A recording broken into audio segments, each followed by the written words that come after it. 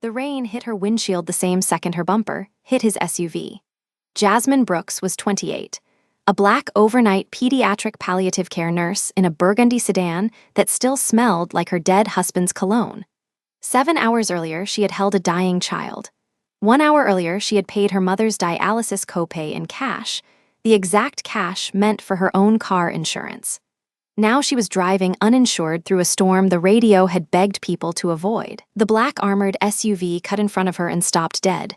34 miles an hour, metal on metal, her airbag never fired. The driver stepped out into the rain. Seo Tae-hyun, 6'3", soaked black shirt clinging to his chest, sleeves rolled past the forearms, a black koi carp tattoo climbing the left side of his neck. Boss of the Seo syndicate. They called him the Quiet Koi because he never raised his voice, not even once. He tapped her window twice. He half smiled. "My car died because of you, little one. You owe me a ride now." The address he gave her was not a police station. Inside her cramped cabin, he named a number, $487,000. He named her lack of insurance. He named her profession before she said a single word. He already knew who she was and what he offered her next. Before starting the story, comment down below where you are watching from and what time it is there. If stories of karma, love, and hidden truths move you, leave a like, be sure to subscribe to the channel, and click join to become a member and help our channel. Jasmine Brooks pressed her thumb against the boy's wrist one more time, even though the number on the monitor had already told her what her thumb wanted to argue with. 7:14 in the morning. The hospice hallway outside room 4B was quiet in the way only hospice hallways are quiet, the kind of quiet that has weight. She let go of the wrist gently, as if the wrist could still bruise, and pulled the thin blue blanket up to the boy's chin. 6 years old. Neuroblastoma. His name was Marcus. She had known Marcus for 11 weeks, which was 3 weeks longer than any of the doctors had promised his mother. The mother was in the family room down the hall, asleep with her forehead against a vending machine. Jasmine had put her there at 4 in the morning. She would go get her in a minute. Not yet. She stood at the foot of the bed and made herself look at Marcus's face for a full count of 10, because that was what she always did, because if she didn't do it now, she would do it later at a red light, and she couldn't afford to fall apart at a red light today. 10 seconds. She counted them in her head. Then she washed her hands at the sink in the corner, dried them on a paper towel, folded the paper towel neatly, threw it away, and walked down the hall to wake the mother. The mother's name was Denise, and Denise looked at Jasmine's face and understood without a word being said. Jasmine held her. That was the part they didn't teach in nursing school, and the part she was best at. She held Denise for a long time, and Denise's hands gripped the back of her scrubs, and Jasmine felt something warm soak through the fabric between her shoulder blades, and she did not think about the wedding band under her sweater, the one that belonged to a man who had died in a room 2 floors above this one, 3 years ago, in a bed exactly like Marcus's. At 7:40, she signed out at the nurse's station. Her supervisor, a woman named Bev, slid a paper cup of coffee across the counter without looking up. "Marcus?" 7:14. Bev nodded once. "You want tomorrow off." It wasn't a question. Jasmine shook her head.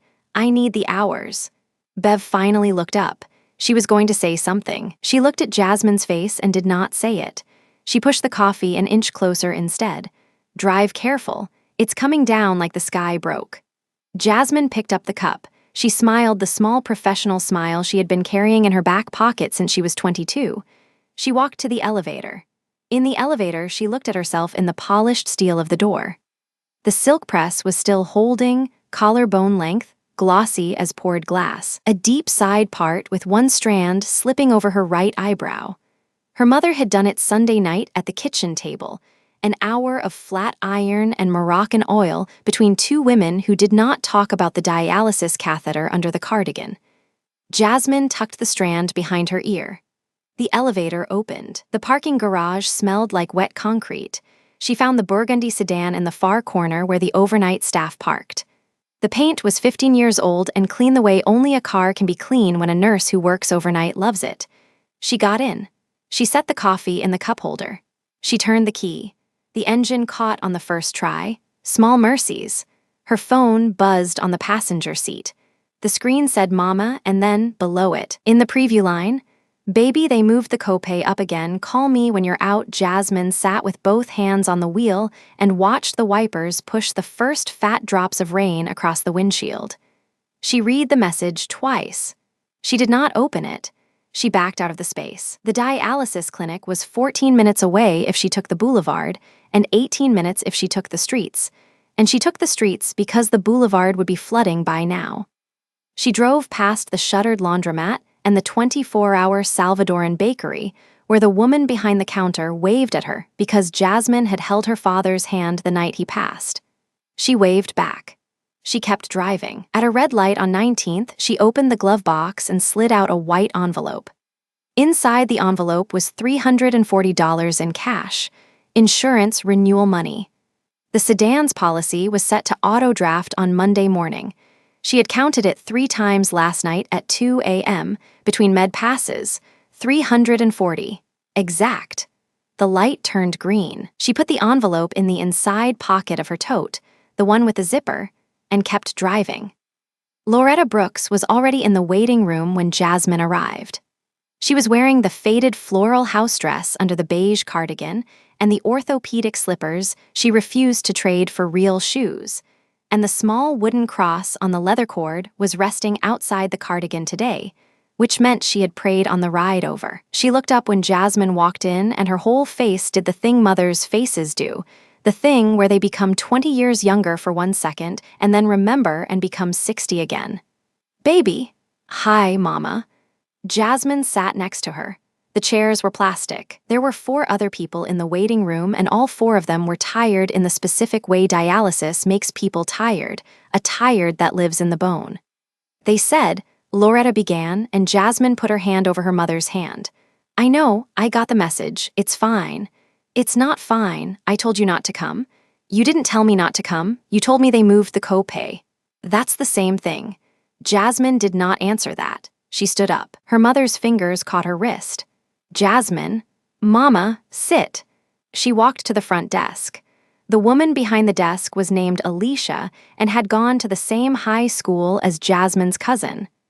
Alicia's face said she already knew what conversation this was going to be, and Alicia's face said she was sorry. "How much did they move it?" $280 this session. Last week it was $160.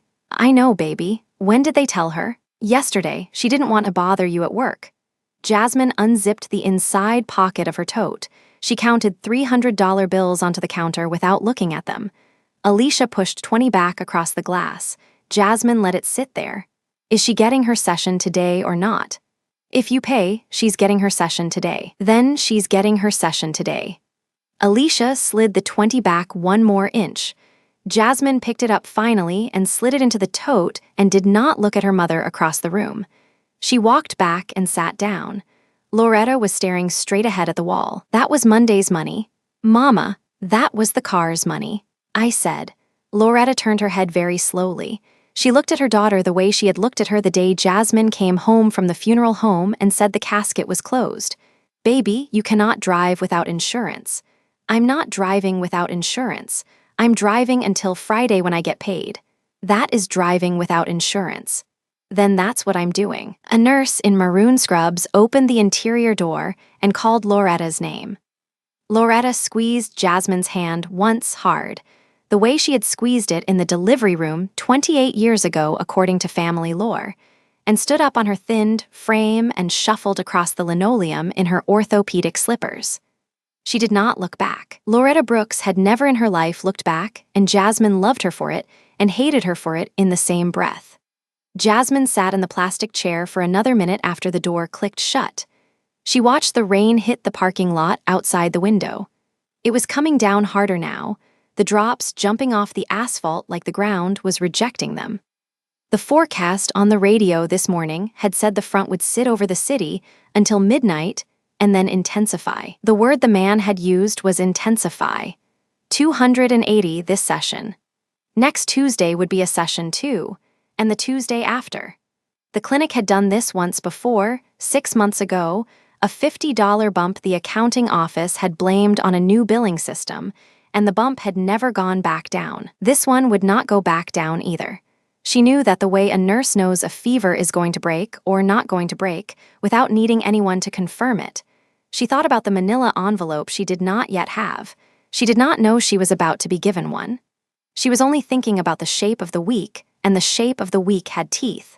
She got up. She walked to the sedan.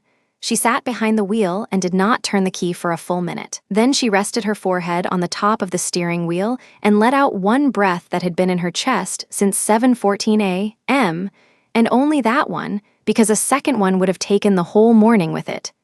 She sat back up. She turned the key. She drove to the hospice. She wasn't scheduled to be at the hospice. She was supposed to be going home to sleep. But there was a box of donated Christmas ornaments in the volunteer closet that she had promised the activities director she would sort before Wednesday, and Wednesday was tomorrow, and if she went home, she would lie in bed and think about Marcus's mother asleep against a vending machine, so she drove to the hospice. The parking lot was almost empty. The day shift was inside. She parked under the overhang because of the rain and pulled her coat tighter and walked in through the side door.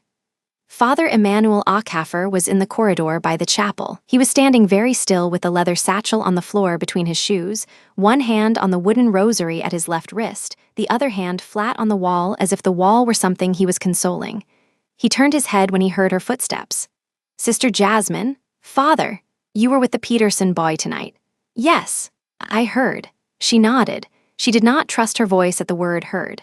Father Emmanuel bent, picked up the satchel, and walked toward her. He was 62 and moved like a man who had walked a great deal in his life, deliberate, unhurried, saving his steps for the ones that mattered. He stopped in front of her.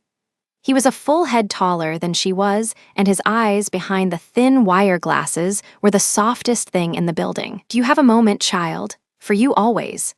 He looked left down the corridor. He looked right. Then he opened the leather satchel and took out a sealed manila envelope. It was the size of a magazine, thick, taped along the flap with clear packing tape. It had no writing on it. "I need you to keep this for me." "Father, until Monday, that is all. Monday morning I will come to your apartment and I will take it back." "What is it?" He smiled. The smile was tired. "Something I would rather not carry through this weekend." She did not take the envelope right away. She looked at his face. He looked back at her steadily. "Father, is it dangerous?" "To me, not to you. That is why I am asking you and not asking myself." He laid the envelope in her open palm with both his hands, the way a man lays a sleeping infant. It was heavier than it looked. She slid it into the olive green tote next to the zippered pocket and pulled the tote strap higher on her shoulder. Monday morning, before your mother's session, I will come with coffee. You don't drink coffee. I will bring it for you." He squeezed her forearm through the coat. Then he turned and walked toward the chapel, and Jasmine stood in the corridor holding the strap of her tote and felt the flat weight of the envelope against her hip. She stood in the corridor after he was gone. Her palm still remembered the weight of the envelope even though the envelope was in the tote now. She lifted the tote strap and settled it on the opposite shoulder. Then she settled it back. She could not decide which shoulder felt lighter, and it bothered her that she was trying to decide. Father Emmanuel never asked for anything. In 3 years, he had asked her for 1 glass of water at a bedside and 1 prayer at a graveside, and both of those had been things he could have done himself. Now he had asked her to hold something until Monday, and Monday was 4 days away, and 4 days was the length of a small forever when a person did not know what was inside a taped manila flap. She did not open the tote to look. She had promised nothing about not opening it, and she did not open it anyway. Some promises were the kind you kept without them being spoken. She sorted the ornaments for 40 minutes. Broken stars in one pile, chipped angels in another, anything with glitter still holding in a third. The activities director walked in halfway through, saw her sitting on the floor of the volunteer closet in her coat, said nothing, put a bottle of water next to her knee, and left. At 9:15 a.m., she drove home. Home was a 1-bedroom on the 2nd floor of a walk-up in a neighborhood that had been affordable when she and her husband had signed the lease 4.5 years ago and was no longer affordable at all. She parked at the curb. She climbed the stairs. She put the envelope on the kitchen table. She looked at it for a moment. Then she moved it to the top of the refrigerator, behind the cereal box, where the light from the window did not reach. She slept until 3:40 in the afternoon. She woke because her phone was buzzing. It was the hospice. The night charge nurse had a family emergency and was asking if anyone could take a partial. 6 p.m. to 2 a.m., 8 hours at time and a half. Jasmine sat on the edge of the mattress. She did the math in her head. 8 hours at time and a half at her rate was $382 before taxes. The Monday auto draft would not clear now. The auto draft would bounce and the policy would lapse, and the reinstatement fee was $95. And $95 plus what she had left was still not enough to cover next month, so she had to work the shift, and she had to drive to the shift, and she had to drive home from the shift, and every one of those miles she would be uninsured. She said yes. She showered. She reset the silk press with the flat iron on a low setting because her mother would have skinned her for using it hot on wet ends. She put on the dusty teal knit sweater and the dark high-waist jeans and pulled the long cinnamon wool coat off the hook by the door. She tucked the thin gold chain inside the sweater so the wedding band sat cold against her sternum. She picked up the olive green tote. She glanced at the top of the refrigerator. The envelope was still there behind the cereal box. She left the apartment at 5:30. The rain had eased for one deceptive hour in the afternoon and was starting up again as she went down the stairs. By the time she pulled out of the curb, the wipers were on high. The shift was heavy. 2 admits, 1 discharge home, a family who wanted to talk about hospice for the first time and did not know the vocabulary. A code blew on a patient who had a DNR that took 20 minutes to physically locate in the chart, a bathroom break she never took. At 1:45 in the morning, she signed off and clocked out and walked to the parking lot in her cinnamon coat with the collar turned up against the wet. Her sedan started on the first try. Small mercies. She pulled onto the Industrial Boulevard at 10 to 11, the shift had run over, and by 10:47 she was 3 miles from home, driving 40 in a 45, both hands on the wheel at 10 and 2, the way a woman drives when a woman knows her insurance renewal did not clear. The boulevard was empty because the boulevard was always empty at that hour. Warehouses on both sides. Chain link. Sodium lights every 100 feet. The rain came down in sheets that turned the sodium lights into orange smears. She had the radio off. She was thinking about the manila envelope on top of the refrigerator, and she was not thinking about it at the same time, the way a person thinks about a locked door in a house they are alone in. The black SUV came out of a side lot on her right, 3 car lengths ahead. It did not merge. It cut. It swung across both lanes and stopped in front of her, brake lights blooming red through the water on her windshield. Jasmine's foot went to the brake. The brake caught. The tires did not. The sedan hydroplaned 4 feet, 5 feet, and the front bumper struck the SUV's rear at 34 miles an hour. And the airbag did not deploy because it was a 15-year-old car, and the impact was just under the threshold. And Jasmine's head snapped forward against the shoulder belt and back against the headrest. And for 1 second the world was the sound of the wipers slapping and her own breath coming out short. The coffee cup from the morning was still in the holder. It had tipped in the impact. A brown ring bled across the plastic tray under the gearshift. Jasmine watched the ring spread without seeing it. Her ears were doing the thing ears do after a small collision, muffling the world into cotton and then letting it back in. Then the SUV's engine died. She heard it die. A ripple of clicks under the hood and then nothing, the big machine going still on the wet asphalt in front of her. Her own engine was still running. That was the first strange thing. Her 15-year-old sedan hummed.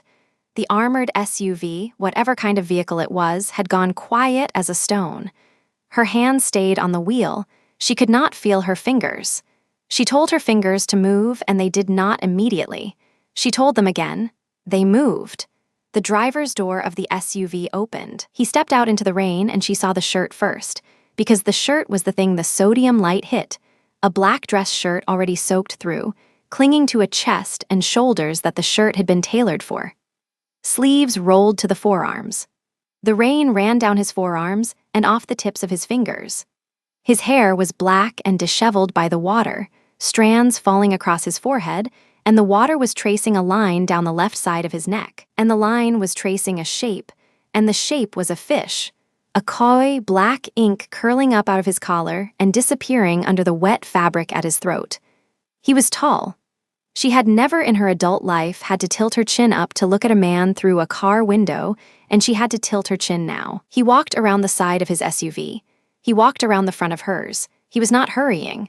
The rain did not seem to concern him. He came to her window and stopped. He looked at her through the glass. His eyes were black and unreadable, and the water was running down his face, and he did not blink to keep it out.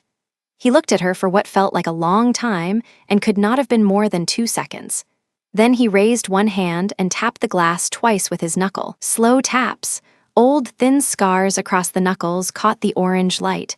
She lowered the window an inch, then 2. Rain slid in over the rubber and onto her sleeve. He tilted his head. The half-smile was not warm. It was not cold either. It was a thing that had been practiced. "My car died because of you, little one." His English was accented and precise, the consonants placed exactly where he wanted them. "You owe me a ride now." She opened her mouth. Nothing came out. She closed it. She looked past him at the dead SUV, at the crumpled edge of her own hood, at the empty boulevard in both directions, at the sodium lights, at the rain. He was watching her face while she looked at all of that. When her eyes came back to his, he was still watching. "Sir, I need to call the police. There is a procedure. Yes." He waited. "But you are not going to call the police." "Excuse me, because your insurance lapsed at 9 a.m. yesterday morning." The rain kept falling. The wipers kept slapping. Somewhere a block away, a train was moving through a crossing, and the bell was ringing, and the sound of the bell reached them thin and far. Jasmine's hand was still on the window crank. Her fingers had gone cold again. He leaned down closer so that his face was almost level with hers through the 2-inch gap, and the water dripped off the ends of his hair onto the frame of her door. "Turn the wheel. Follow me. It is not far." "Where?" "An address. Not a police station." He tapped the glass once more, gentle this time, and turned and walked back toward the dead SUV without looking to see whether she would follow. The koi on his neck disappeared into the collar as he walked. The rain closed behind him. Jasmine sat with both hands on the wheel and the wipers slapping, and her mother's dialysis copay, and a sealed manila envelope on top of a refrigerator across town, and a wedding band cold against her sternum. And she watched the tall stranger open the back door of the SUV instead of the driver's door, and slide into the back seat, and pull the door shut. And a second figure she had not seen was already behind the wheel with black-gloved hands resting on the top of the steering wheel, and the SUV's engine turned over on the first try as if it had never died at all. The brake lights bloomed red in the rain again. They were waiting for her. She looked at her phone in the cup holder next to the tipped coffee. 911 was 3 buttons. 3 buttons was a fine, a court date, an impound lot, a mother without a session on Tuesday. 3 buttons was a mugshot on a slow news day. 3 buttons was the sedan her husband had bought her the summer before he got sick towed into a yard she could not afford to redeem. She put her hand on the gearshift instead. She eased the sedan forward 1 foot, then another. The bumper scraped against the SUV's rear as they separated. Her hood was crumpled up along the passenger side, folded like paper, but the sedan moved. Small mercies. She had begun to hate that phrase and had begun to need it more. The SUV pulled away in front of her, slow at first, checking that she was following, and then finding its speed. She followed. The wipers slapped. The koi carp on the wet man's neck was already in her memory in a place she would not be able to reach in and remove later. She did not know where she was being led. She followed anyway. The SUV slowed at a wrought iron gate she had not seen from the boulevard. A camera swiveled. The gate parted without a sound. Jasmine kept both hands on the wheel and let the burgundy sedan follow through, past a gravel drive that curved between 2 rows of bare oaks. The rain sheeted against the windshield in silver ropes. She counted the seconds between the wipers to keep herself inside her own head. The drive ended in front of a stone house that was too long to be a house. 6 windows on the ground floor. 9 on the second. A single lantern burned above the door. Yoon parked the SUV at an angle that boxed her sedan against a low wall. He stepped out first, gloved hands folded in front of him, and waited under the lantern without looking at her. Tae-hyun opened her passenger door before she had shifted into park. He slid into the seat beside her. Wet cotton pressed to skin. He shut the door and the rain went muffled. Kill the engine. She killed it. The sedan ticked. The wedding band on her chest was ice under the sweater. You know why I am sitting in your car and not asking you into mine. She waited. Because this is your problem, little one, not mine. I want you in the seat where the problem lies. He set both hands flat on his thighs. The koi curved out of his collar and vanished at the jaw. Rain slid off the point of his chin onto the dark shirt and disappeared. He looked at the dashboard clock, not at her. 2:17. My car cost $487,000. The armor package is another $90. The rear axle housing you cracked is a 6-week order out of Munich. So I am going to say a number and you are going to nod when I say it. 487,000. Her mouth was dry. Nod. She nodded once. Good. Now the other number. Your insurance lapsed at 9:04 yesterday morning. The check bounced at the reinstatement portal at 9:06.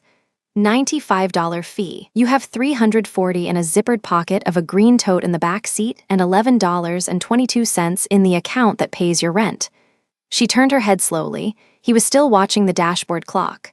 How? That is not the question you want to ask. How? He allowed it, because I asked. People answer when I ask. You do not know my name. Jasmine Brooks, 28. Overnight pediatric palliative at St. Bede. 11 weeks with a boy named Marcus Peterson, who died at 7:14 yesterday morning. Your mother is on dialysis Tuesdays and Fridays, and her copay went up $120 last week. Your husband died on the 3rd floor of St. Bede 3 years and 2 months ago from a glioblastoma, the insurance called experimental. You wear his ring on a chain because your knuckles swell on night shifts and you are afraid of losing it in a Sharps container. She did not move, so now we can have the conversation. You did this on purpose. I did not tell your insurance to lapse. You cut across 2 lanes. I braked. You hit me.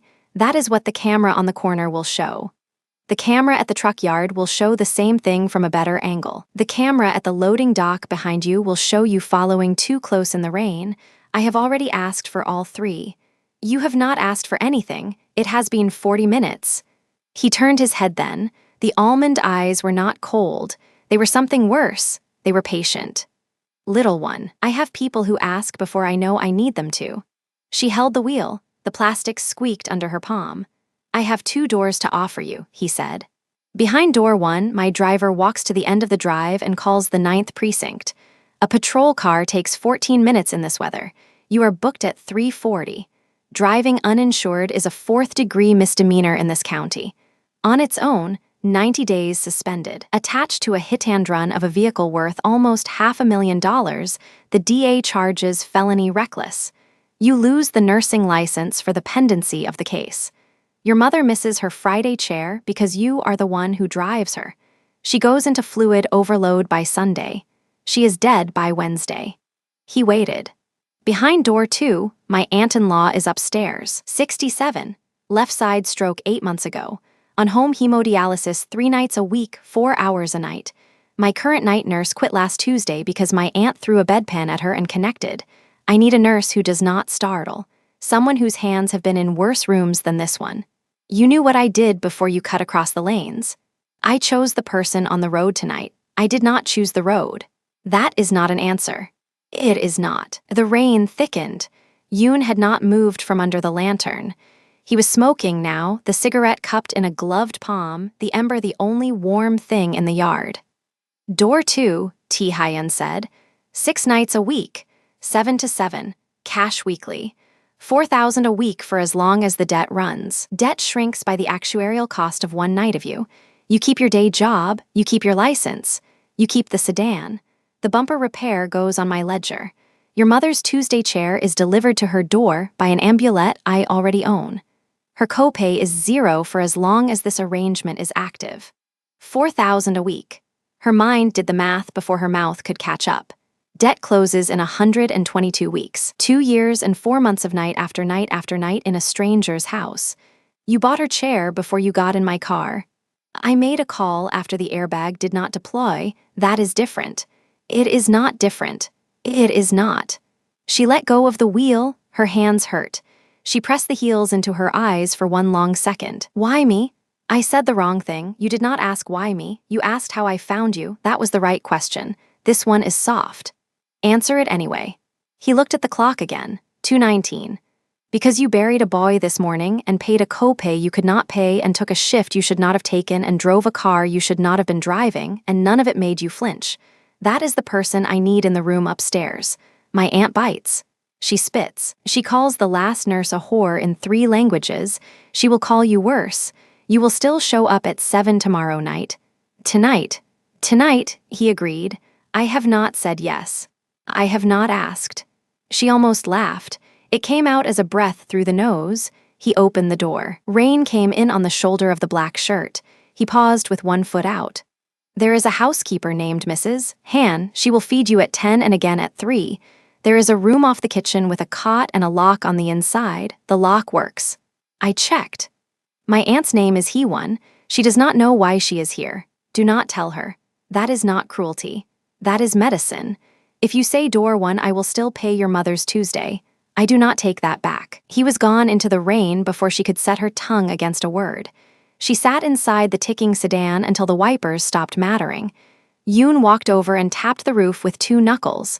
She rolled the window down an inch. 7 then. She said it to the dashboard. 7, Yoon said. It was the first word she had heard from him. It sounded like a lock closing. She drove out through the gate. The gate closed behind her. She did not sleep. She sat on the kitchen floor at 4 in the morning with her back against the fridge and the manila envelope on her lap, and she did not open it because Father Emmanuel had asked her not to. She slid it back to the top of the fridge behind the cereal box.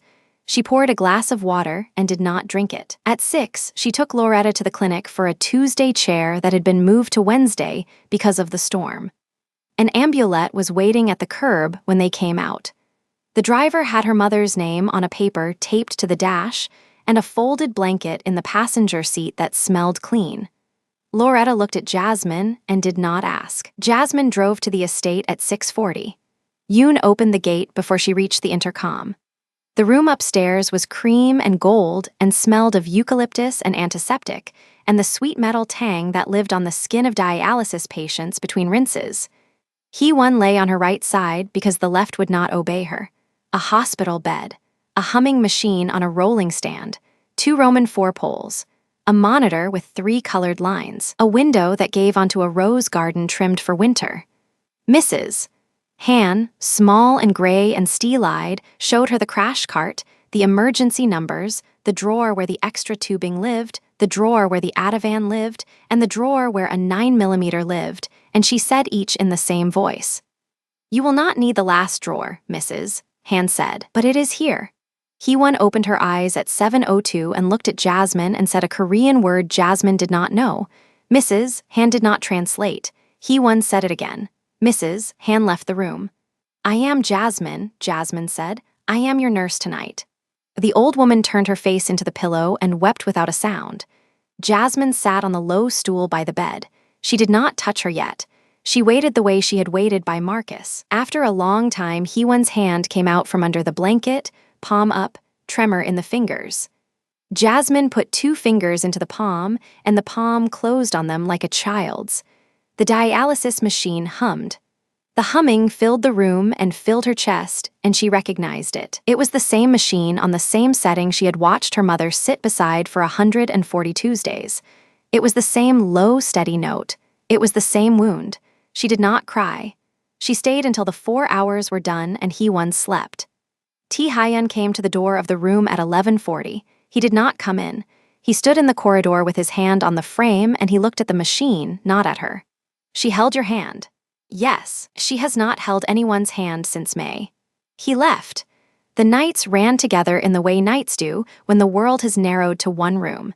Jasmine learned the timing of the fluid removal. She learned that Hee-won liked her water at the exact temperature of the inside of a wrist, that she would take rice porridge if it was cooled to lukewarm and refused it hot, that she cried at 11 every night for a reason no one on the staff could explain, and that if Jasmine hummed a hymn her mother used to hum, Hee-won would stop crying and sleep. She learned the house too. She learned the 2 guards at the gate rotated every 6 hours and were younger than she expected. She learned Yoon slept in a room next to the study and never fully closed his door. She learned Mrs.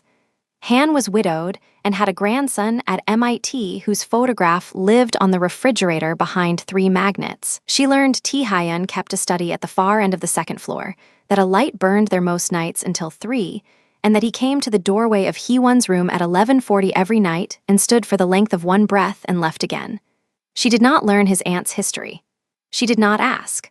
On the 4th night, Hee-won pushed her rice porridge across the tray table and it landed on the floor without breaking. Jasmine cleaned it up. She warmed a 2nd bowl. She held the spoon and waited. Hee-won turned her face away.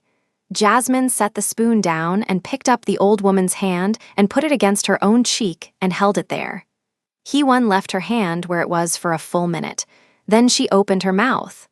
On the 5th night, the machine alarmed at 2 in the morning. Jasmine cleared the line, reseated the Venice needle, and reset the pump inside 40 seconds. Her hands were dry the entire time. She wrote it up in the log and initialed. When she looked at the doorway, Tae-hyun was there again, one shoulder against the frame, hair still wet from a shower she had not heard. He did not speak. He watched the pump come back to a hum.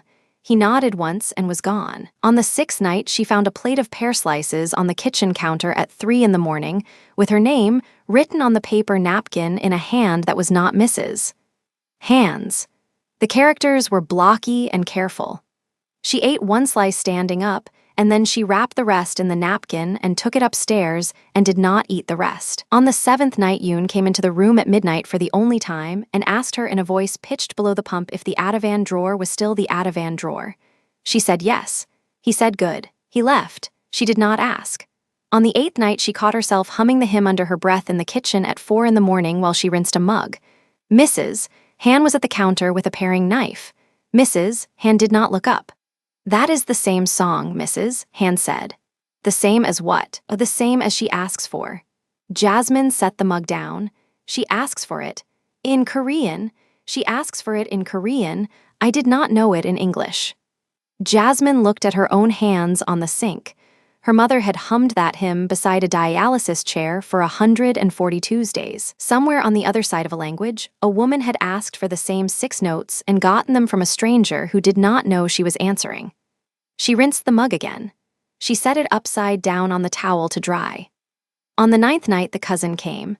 Choi Min-yi arrived at 9, wet from the rain that had not stopped in a week, in a navy suit a size too tight, a red silk pocket square, the heavy gold chain half swallowed by his collar. He walked past Yoon without looking at him, and he opened Hee-won's door without knocking.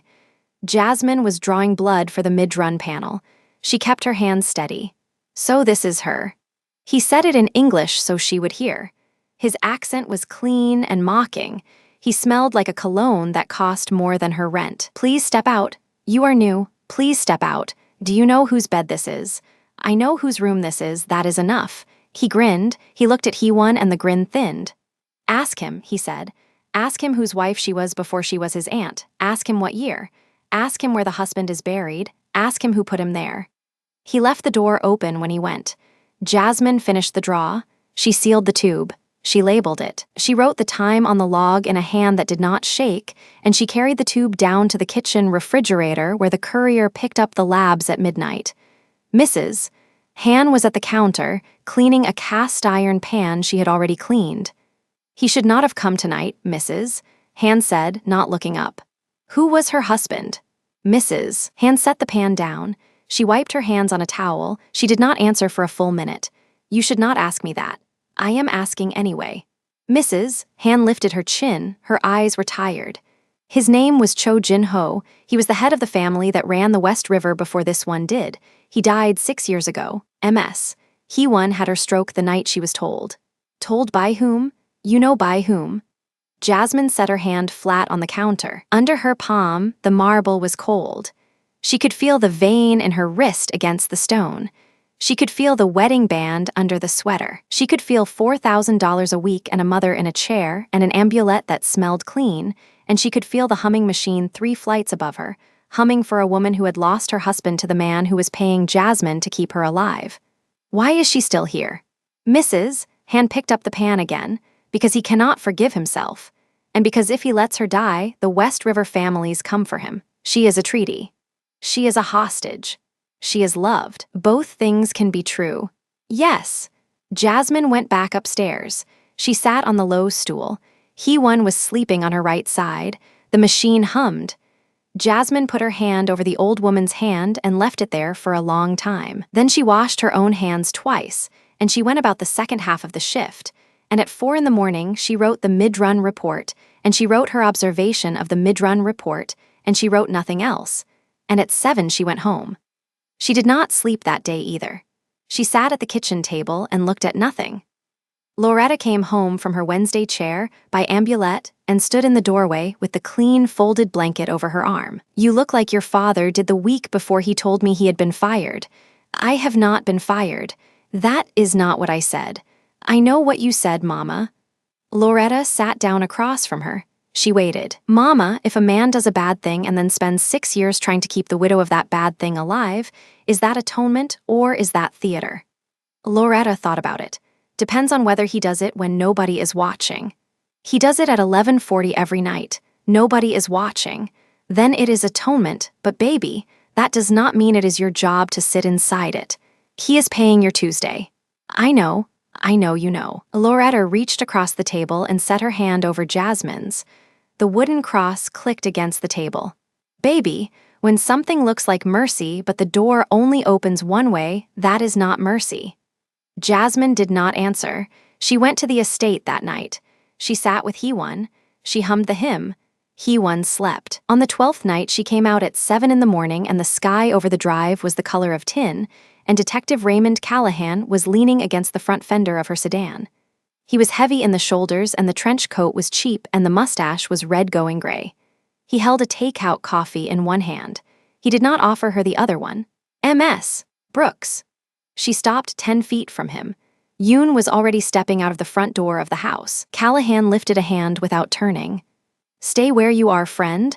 I am not here to arrest anybody today. Today is a chat." Yoon stopped. He did not go back inside. "Ms. Brooks, your car has been through this gate every night for 12 nights running. 7 at night, 7 in the morning. Regular as a bus route. You want to tell me what a hospice nurse from St. Bede is doing on the sleep schedule of Co. Hyun's household? I have a private client. I have 12 nights of you on a private client. I have plate reads on the boulevard the night your bumper met his. I have a body shop invoice from a garage in Astoria that says your sedan is on his account. I have your bank statement, Ms. Brooks. There is a lot of nothing in there, and then all of a sudden there is a lot of a very specific something.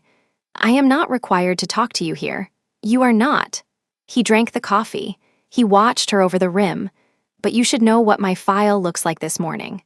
On page 1, it says Co. Hyun. On page 2, it says Jasmine Brooks. On page 3, it says accomplice. That page went to the district attorney's office an hour ago.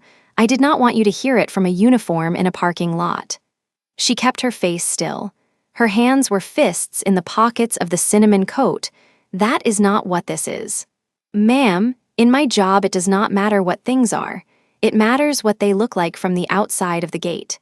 He set the coffee cup on the hood of her car. He turned and walked back down the drive to a plain sedan she had not noticed parked past the Oaks.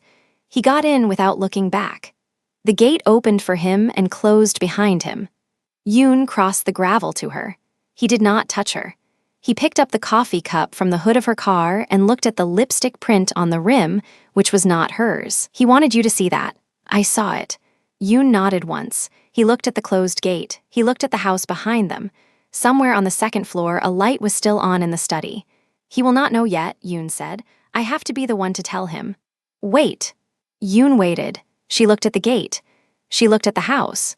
She looked at the burgundy sedan with the cracked bumper and the coffee cup someone else had drunk from and the second-floor window where the light burned. And she felt the shape of the trap for the first time, not as a shape she had walked into, but as a shape that had been built around her before she chose a single door. 2 predators. And the one in the trench coat was already writing her name on the page above the boss's. Tell him, she said, but tell him I am the one who is going to answer for it, not him. Yoon studied her for a beat. Something almost like respect moved through his face and was gone. 7 tonight, he said. 7, she said. She got into the sedan. Her hand shook once on the key and then it did not shake again. She drove out through the gate. The gate closed behind her, and this time it sounded different from every other night, not like a lock closing, but like a lid. Jasmine drove the last mile home with the heater set too high on purpose. The heat kept her hands from shaking on the wheel, and that was all she needed the heat for. She parked in her usual spot behind the second-floor walk-up, walked up the outside stairs, unlocked the door, and stood in her kitchen listening to the refrigerator hum in the wrong key. The manila envelope was still on top of the fridge, behind the cereal box, exactly where she had left it 13 mornings ago. She reached up, touched the corner of it, and let her fingers rest there for a breath. Then she took her hand down. Not yet. Whatever was inside it, she wanted to be a person who could still choose when to open it. She kept the door of that choice closed one more day. Loretta was already at the table in the beige cardigan. 2 mugs, toast that had gone cool. Loretta looked at her daughter's face and did not ask what had happened at the gate. She only slid one of the mugs across. You eat something before you sleep, Loretta said. I have to shower. After, you eat first. Jasmine ate half a slice standing up. She kept the tote bag on her shoulder the whole time, the strap crossed over her chest, the way she wore it walking through a parking lot at 3 in the morning. Loretta watched that too and said nothing about it. At 8:15, Jasmine took her phone off silent, and it started to buzz in a way phones only buzz when something has already gone wrong. 6 missed calls from Bev, 3 from a number she did not know. A text from Alicia at the dialysis clinic that said only, "Girl, call me." She set the phone face down on the counter. She would call after the shower. She was going to have 20 minutes of hot water first because a person was allowed to have 20 minutes. She had 11. The knock on the door was flat and even 4 beats, the same as a knock she had heard on the drive at 7 that morning. She knew the cadence before she saw the man through the peephole. Callahan. Trench coat still damp at the shoulders from a rain she had not noticed starting again. Behind him, one uniform. Behind the uniform, at the base of the stairs, another. She opened the door with the chain on. MS. Brooks. Callahan held up a folded paper the width of his palm. Warrant. Conspiracy, obstruction, accessory after the fact. You want to do this here or at your job. Loretta was already at her elbow. Jasmine could feel her mother's breath on her shoulder, the small, quick breath of a woman on dialysis 3 days a week. Not here, Jasmine said. Callahan's mustache moved half an inch. Where? The hospice steps. He tilted his head. Why there? Because if you're going to do this, you do it where the people who trust me can see the exact shape of it. He looked at her a long second. She had surprised him. He had planned the hospice all along, she saw that on his face, and she had taken the theater away from him by choosing it first. He folded the warrant back into his coat. Get your shoes. She turned to Loretta. Call Bev. Tell her I'm coming in but not for a shift. Tell her not to say anything to anybody until I'm on those steps. Baby, call her Mama. Loretta's hand closed around the wooden cross at her throat. She nodded once. She did not cry. Jasmine had time to notice that and to be grateful in a small, tight place under her ribs. She rode in the back of the unmarked. Callahan drove. The uniform sat beside her, not looking. The city moved past the window in its ordinary Wednesday shapes, and Jasmine kept her eyes on the small dark spot on the driver's headrest where hair oil had worn the fabric shiny, because looking at anything else made her stomach turn. At the hospice, 3 families were coming up the walk. A woman with a toddler on her hip, a man carrying flowers wrapped in plastic, an older couple holding each other by the sleeve. Bev was on the steps in her scrubs with her mouth already set in the line she made when she was about to defend a nurse to a doctor.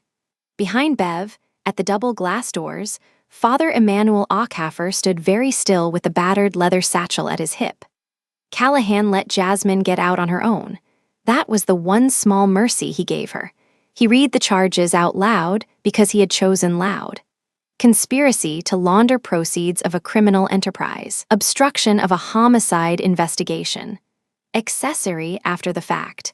He said each phrase the way a man says a prayer he has learned by heart and does not believe. The woman with the toddler stopped walking. The man with the flowers took a half step back. The older couple did not move at all.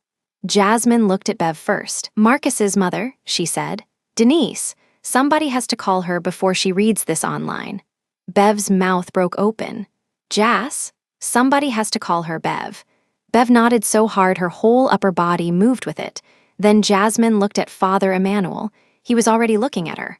Whatever was in his eyes, she chose to read as steadiness, because she needed steadiness more than she needed the truth of it right then. He raised 2 fingers off the strap of the satchel, a small blessing that would not travel more than 8 feet. The uniform put a hand on her upper arm.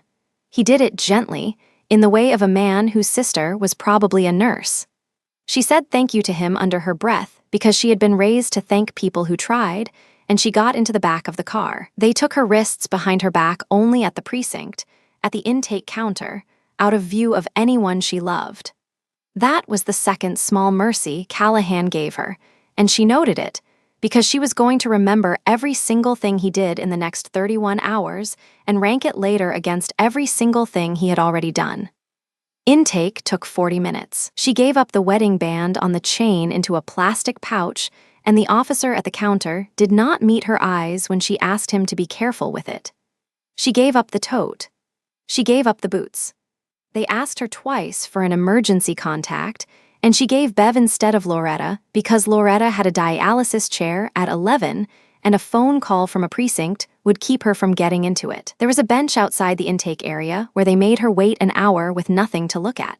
A vending machine with 3 empty rows, a poster about hand-washing curling at the top corner, a clock behind wire mesh whose second hand jerked backwards once every 5th tick and then caught itself. She counted the catches. She counted them because counting was a thing her hands could do without shaking. The holding cell was concrete painted the color of dead teeth. 2 other women, one asleep against the far wall, one sitting up with her knees drawn to her chest, watching the door. Jasmine took the bench under the light because the light was the only warm thing in the room. She sat with her hands flat on her thighs, feet flat on the floor, back straight, the way she sat with the mothers of dying children when the doctors came in with the last set of scans. The posture was not for anyone in this room. It was for her. They gave her a phone call at hour 4. She used it on Bev, not on a lawyer. She told Bev the address of the Ambulette dispatcher and the confirmation code that would get Loretta into a chair without a copay, and she told Bev to write it down twice and to text it to Alicia at the clinic. Bev asked her about a lawyer. Jasmine said she did not have one and could not afford one, and it was going to have to be public defender. Bev said Denise had already called back. Denise had asked how Jasmine was. Denise had said tell that girl she is not what any of this is trying to make her look like. Jasmine put the receiver down before her face could do anything her cellmates would see. Hour 7, a young woman in a bad suit came in with a file. Public defender. She flipped pages. She asked questions in the tone of a person who had already read the news and had already decided. She told Jasmine that the DA was not offering bail on the initial appearance because the DA was arguing flight risk based on association with a foreign organized crime figure. Jasmine listened. She did not correct the word foreign. She saved that correction for later, for someone who would hear it. Hour 10, the woman in the bad suit came back and said the initial appearance had been continued to Friday morning because the assigned judge had a family emergency. Friday morning meant 38 more hours. Hour 11, a guard slid a folded newsprint page under the bars because a guard had a cousin who was a nurse and had heard the name at intake.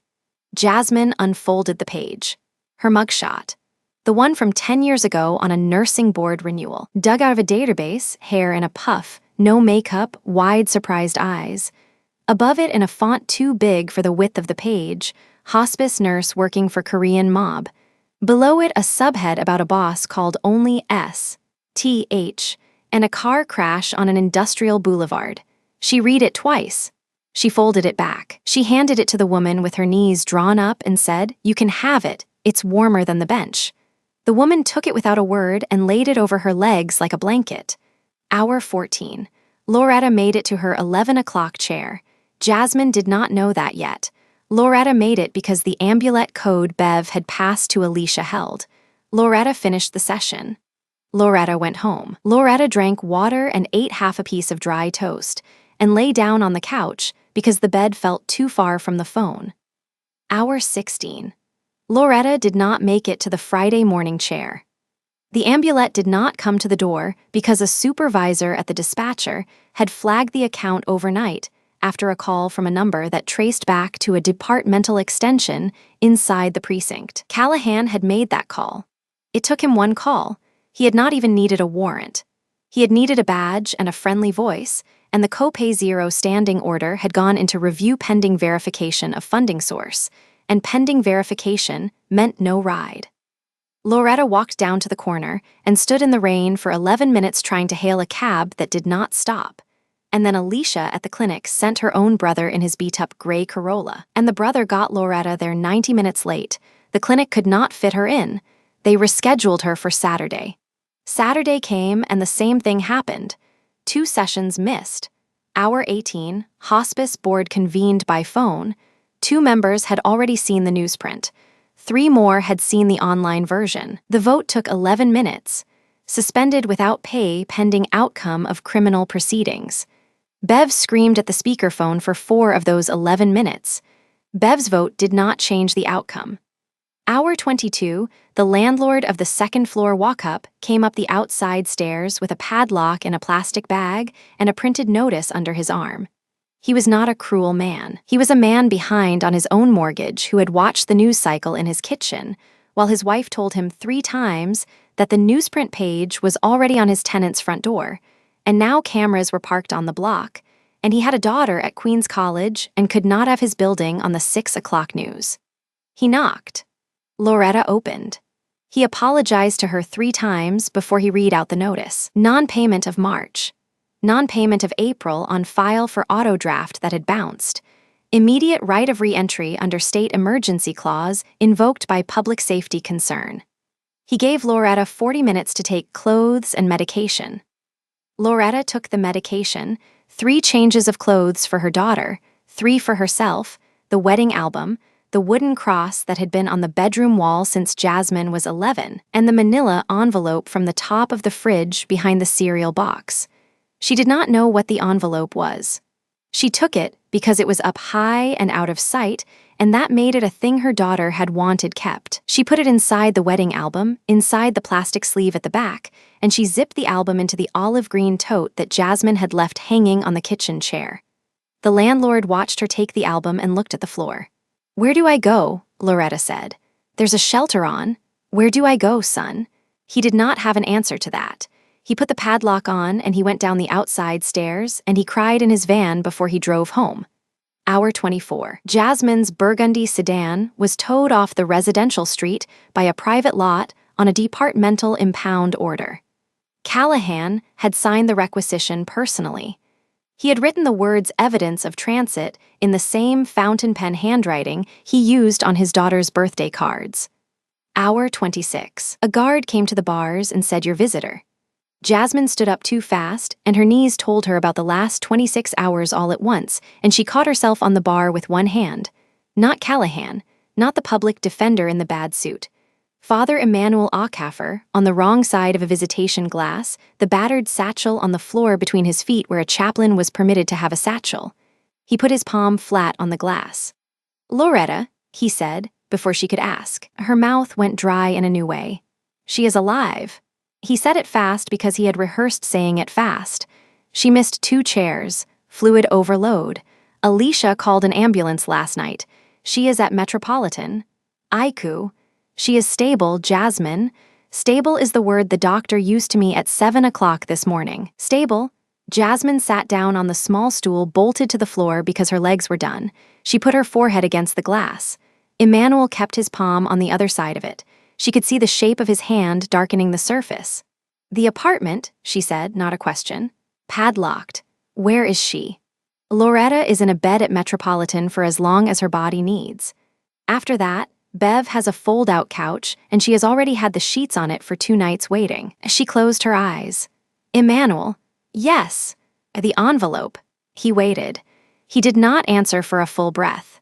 She opened her eyes and looked at him, and she saw that he already knew where the envelope was because he had spent his whole priesthood learning to know where the important things went in a crisis. "Your mother took it out of the apartment," he said.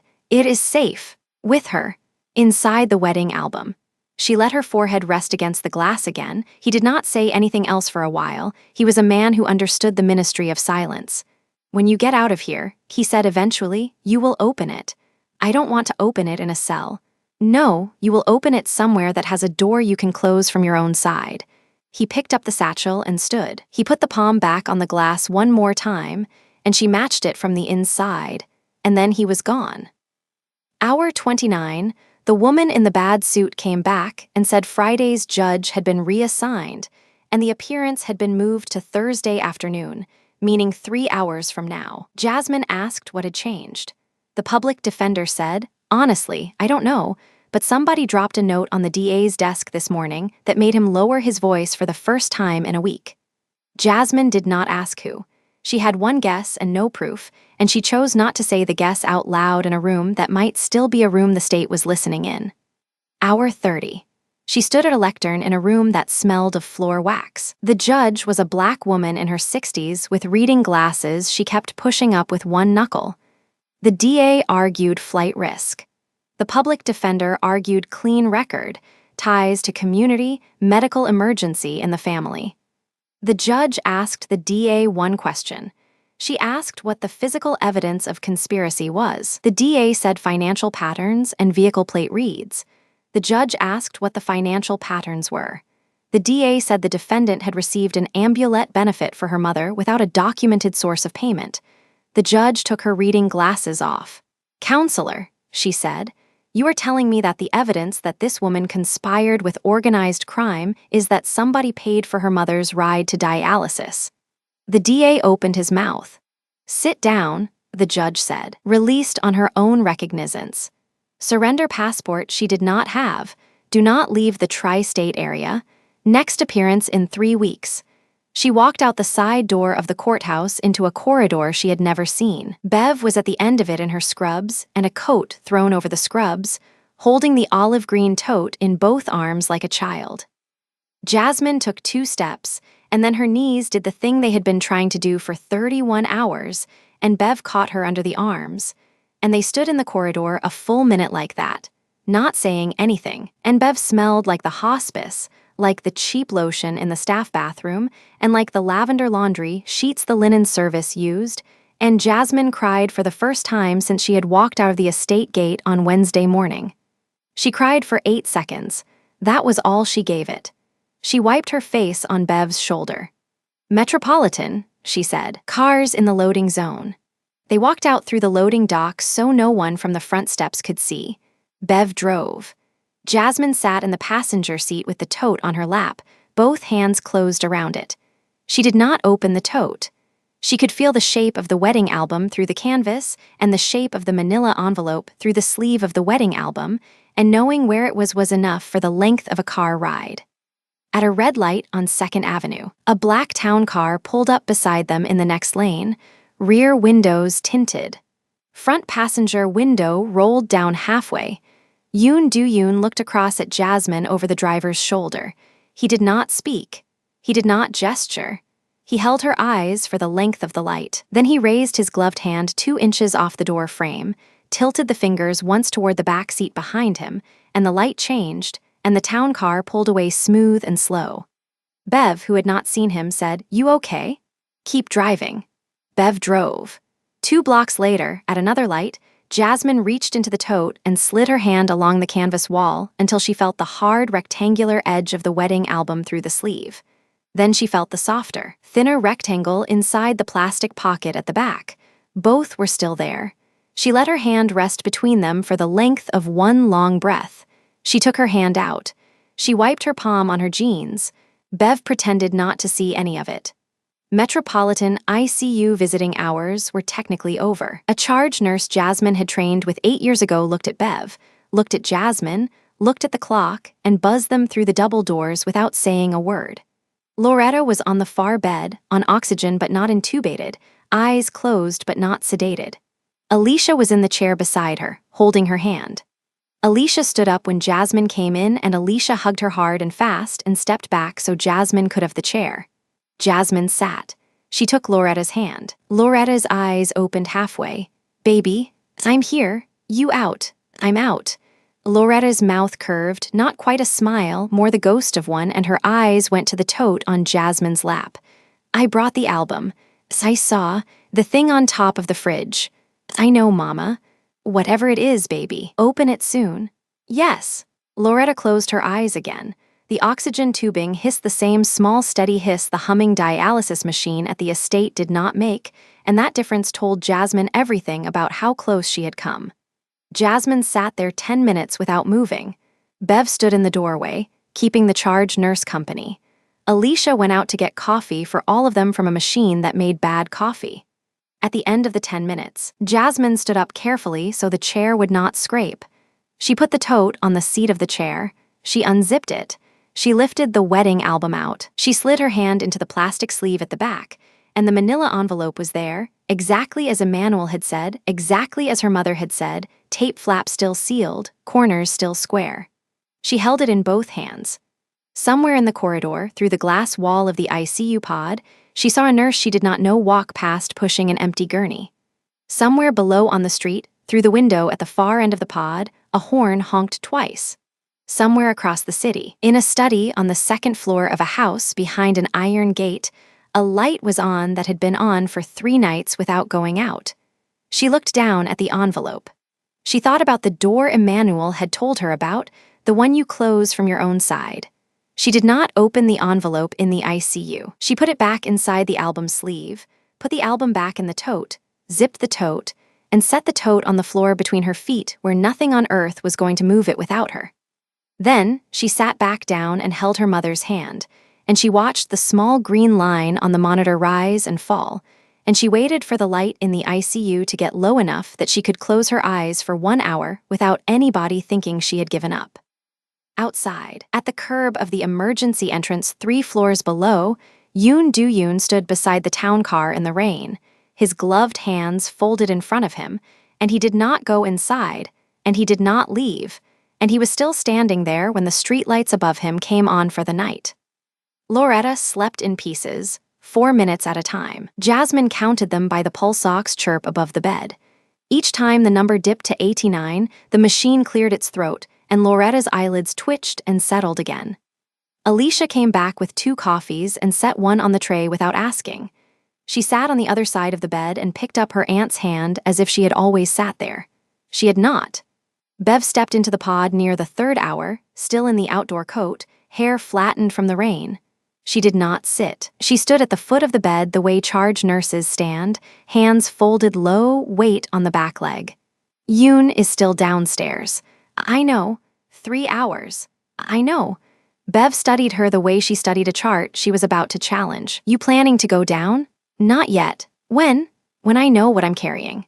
Bev's eyes moved to the tote on the floor. She had been a hospice nurse long enough to read a bag. She said nothing about it and left to find the resident. Jasmine waited another 30 seconds after the curtain settled. Then she lifted the tote into her lap. The wedding album sat on top, the vinyl cover cool against her forearm. She slid 2 fingers into the back sleeve. The manila envelope came out with the small resistance of paper that had been pressed flat by weight for days. The tape flap had darkened where Loretta's thumb had rested. Otherwise, it was as Father Emmanuel had handed it to her, sealed, unmarked, thinner than the weight it had carried in her mind. She looked at the curtain. She looked at her mother. She stood. The family bathroom at the end of the ICU corridor had a lock she could turn from her own side. She turned it. She sat on the closed lid of the toilet and put the envelope on her knees and used her thumbnail to lift the tape. Inside there were 3 things. The first was a photograph, 3 by 5, glossy, taken at a slight angle from a hallway she recognized in the pit of her stomach before her mind named it. The palliative wing corridor, her floor. The photograph showed a plaque she had walked past 1,000 times without reading the small line at the bottom. She read it now. The wing had been endowed anonymously 3 years ago. Under the plaque, taped to the back of the photograph, was a copy of a wire transfer receipt. The amount was not small. The account it came from was a shell name she did not know. But the memo line said, in Korean characters she could not read, and under them in English in a hand she had seen once, on a paper napkin under a plate of pears, for the room where the boy in 3C died. Her husband had died in 3C, not Marcus, her husband, 3 years ago. The second thing was a 2-page ledger, printed clean. Dates, amounts, balances brought to 0. Her husband's name at the top, beneath it a running list of every collection agency that had held his medical debt after he died. The ones that had chased her voicemail for 18 months, the ones that had stopped chasing her without explanation a year and a half ago. Beside each account, in the same block hand, was a note. Bought and dismissed. The last date was 18 months old. She had thought grief had finally worn them out. She had thanked a God she barely spoke to that year. It had not been God. It had been a man in a wet black shirt she had not yet met. She set the ledger on the tile beside her boot and picked up the third thing. The third thing was a memo. 1 page on plain paper, no letterhead. 2 names at the top. Choi Min-yi, sender. Detective Raymond Callahan, recipient. The date was 4 days before the collision. The body was 6 lines. It offered Callahan a schedule. Times, a boulevard. A model and plate of a burgundy compact sedan that would be moving north between 1:40 and 2 in the morning after a hospice shift. Beneath the plate number, in Min-yi's compact print, 1 line, she is uninsured as of the 9th, she is alone, and she is his blind spot. Under that, a signature and a wet ink thumb smear where a coffee cup had been rested on the paper. Attached to the memo with a paperclip was a second sheet. A ballistics report she did not have the training to read cleanly, but she read enough. Angle of fire from a north overpass. Round consistent with a sniper caliber. Deflection off the front driver's side quarter panel of a black armored SUV. At the moment, the SUV had crossed both lanes to brake in front of a burgundy sedan. Point of impact on the SUV consistent with a body having stepped between the round and the driver's seat a fraction of a second before the round arrived. She read that page twice, the way she had read the address on Father Emmanuel's photograph, and then she folded her hands over her mouth so the sound she made would not travel under the door. The wet black shirt had not been Rain, or not only Rain. He had rammed himself in front of her. She sat there 4 minutes. She knew it was 4 minutes because the pulse ox chirp from her mother's room 3 doors down carried through the wall in the way hospital sound always carries in the wall you don't want to hear it through, and she counted her mother's breaths against it.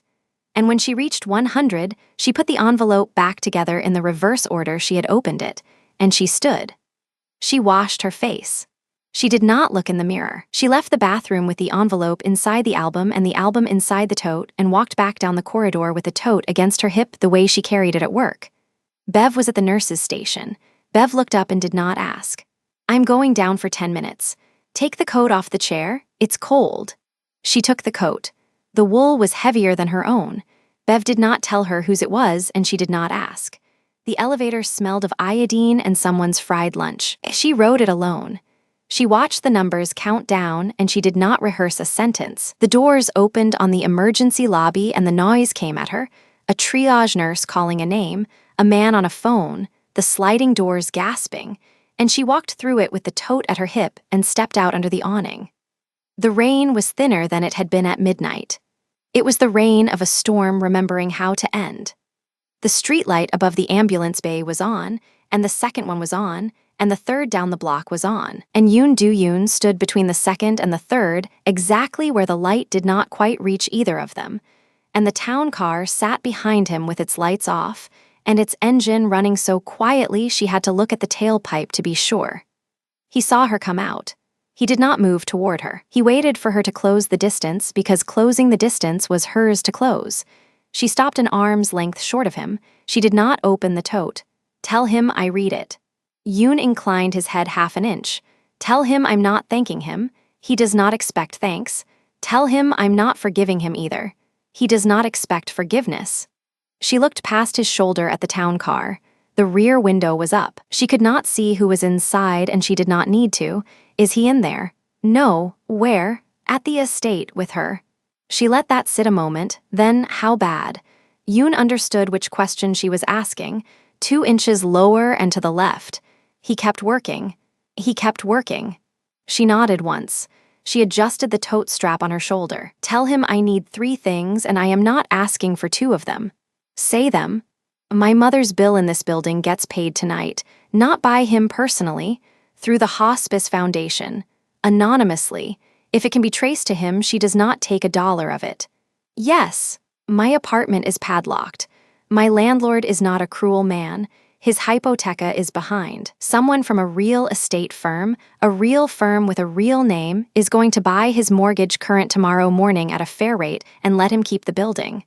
I don't want the padlock cut. I want it opened by him with a key because he chose to open it. Yes. The third. Yes. Choi Min-yi. Yoon's face did not move. His gloved hand stayed folded. That one is already answered. When? Tonight. How? Not in a way you will read about.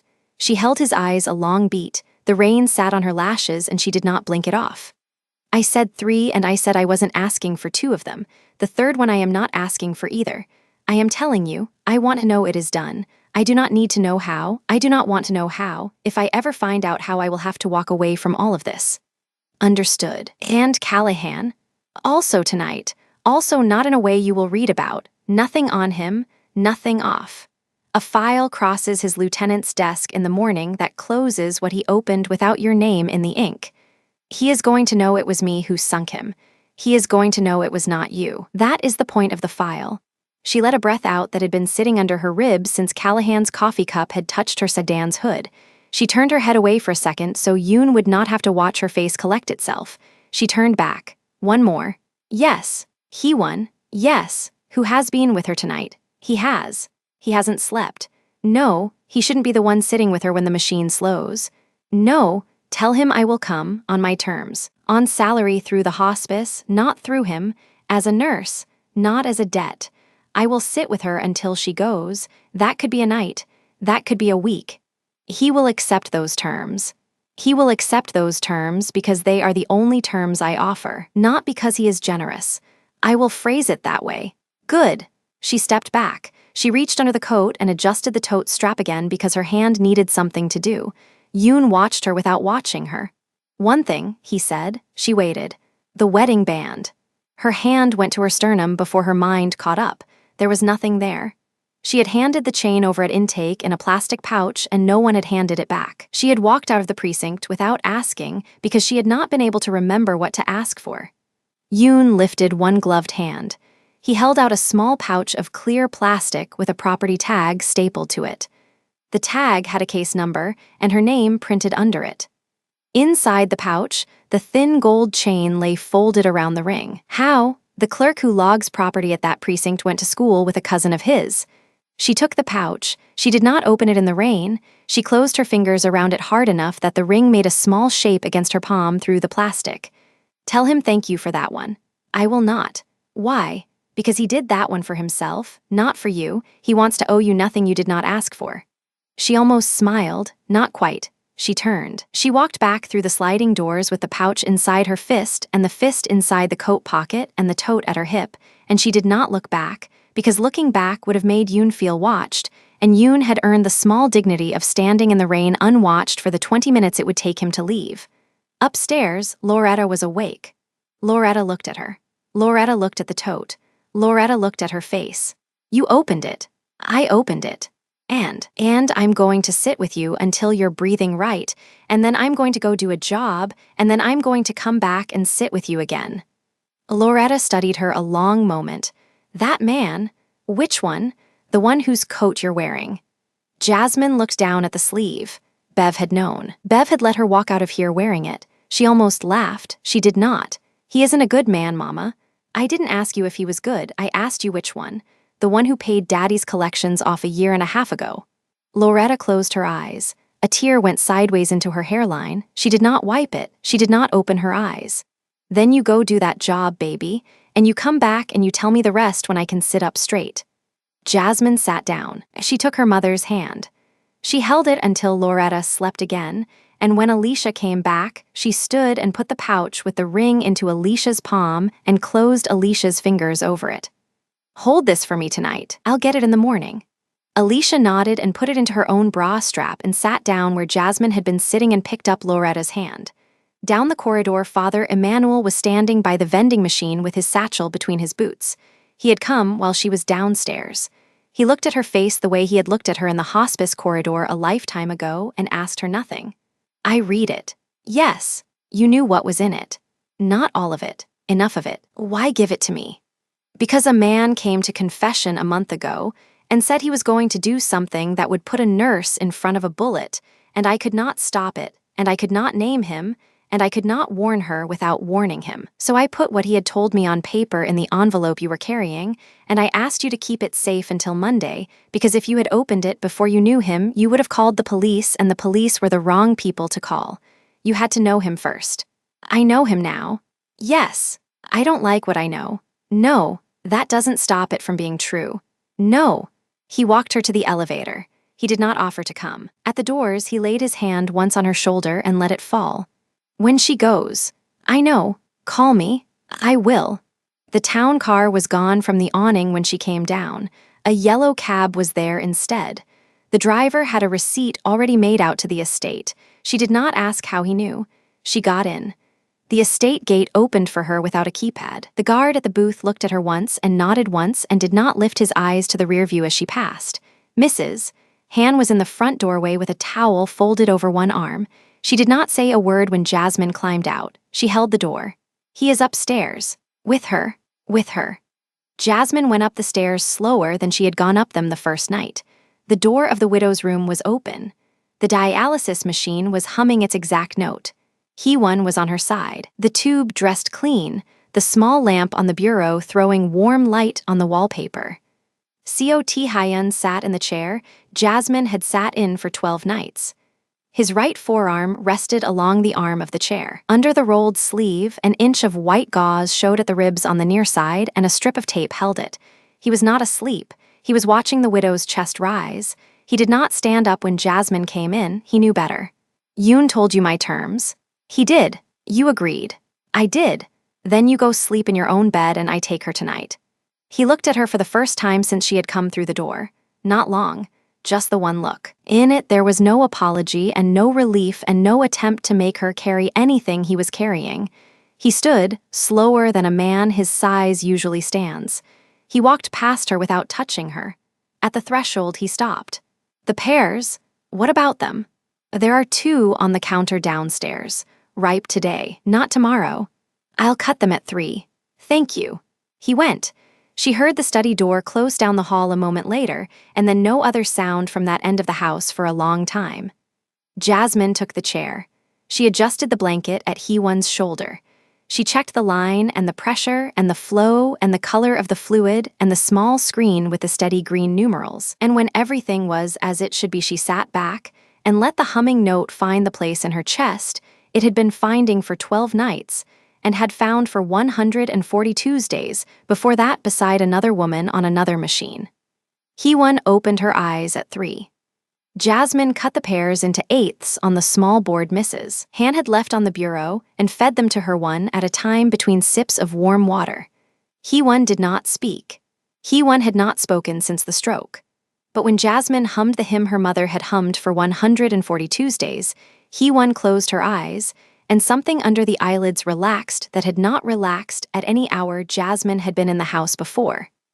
Hee-won died on the 9th night after that, at 4:40 in the morning, with Jasmine's hand under hers on the blanket, and the machine humming down to silence one setting at a time as Jasmine turned the dials the way palliative nurses turn them, when the point is no longer to keep the number steady, but to let the number find the floor at the pace the body wants it. Tae-hyun was in the doorway from 3:50 on. He did not come in. He stood with his shoulder against the frame the way he had stood every night at 20 to 12 for weeks, and he watched Jasmine work. And when the humming was gone, he stepped back and let the room have its own quiet. And then he went down the stairs to make the calls a man in his position makes at 4:40 in the morning without waking a household. Father Emmanuel presided at the funeral 3 weeks later, at the small chapel behind the estate that Jasmine had not known was there. It was not a mob funeral. There were 9 people. Mrs. Han, 2 of Hee-won's cousins from Queens who had not been allowed to visit while she was alive because of what her husband had been. Yoon at the back, gloves off for once, folded in his lap. T. Hyun in a black suit in the second row, not the first, because the first row belonged to the cousins. Loretta on the aisle in Bev's borrowed coat, her arm through Jasmine's, Alicia beside her, Bev at the door. Father Emmanuel spoke for 4 minutes. He spoke about the widow, whose name he said aloud twice, so the room would hear it belonged to her and not to her husband. And then he said the thing he had been carrying since the corridor at the hospice on a morning Jasmine barely remembered as her own life. Some debts get paid in money, he said. The real ones get paid in the person you become while you owe them. The room was quiet the way small rooms are quiet after a true sentence. Outside the chapel afterward, T. Hyun stood at the low wall and looked at the wet grass and did not turn when Jasmine came up beside him. She stood the length of a coat between them and put her hands in the pockets of Bev's coat. My mother is being discharged Tuesday. I know. Her chair is back on Tuesdays. I know. You paid the last 3 months at the clinic. The Hospice Foundation paid them. Through you. Through a wire the foundation's accountant cannot trace and would not tell you about if she could. I'll allow that. Thank you. I'm not staying at the estate. I did not ask you to. I know you did not. I would like to ask you something else. She waited. Would you have dinner with me on a Sunday, in a public restaurant, with a table by the window, with Yoon at a table 4 tables away because that is how a man in my position eats in a public restaurant, and with your mother, if she is well enough, and with a hymn book if she wants one. She looked at the wet grass. She looked at the small stone path. She looked at the chapel door where Loretta was standing on Bev's arm. Sunday after next. Sunday after next. Not this Sunday. My mother needs a Sunday to sit in her own kitchen and not be a guest anywhere. Sunday after next. You will not send a car. I will not. We will take a cab. You will take a cab. You will pay for our cab home. I will pay for your cab home. That is not a debt. That is not a debt. She nodded once. She did not put her hand on his arm, and he did not put his hand on hers. They stood there in the light rain that had started again and had not yet decided whether it was staying. And Loretta called her name from the chapel door. And she went, and she did not look back. And T. Hyun did not watch her go, because both of them had learned in the last month what it cost to look back at the wrong second. In the cab on the way home, Loretta reached over and put her hand on Jasmine's and held it the way she had held her hand the night Jasmine's father died 22 years ago. You still wearing the ring? Jasmine reached under her collar. The chain was there. The band was there against her sternum, cold in the way it had always been cold. I'm still wearing the ring, Mama.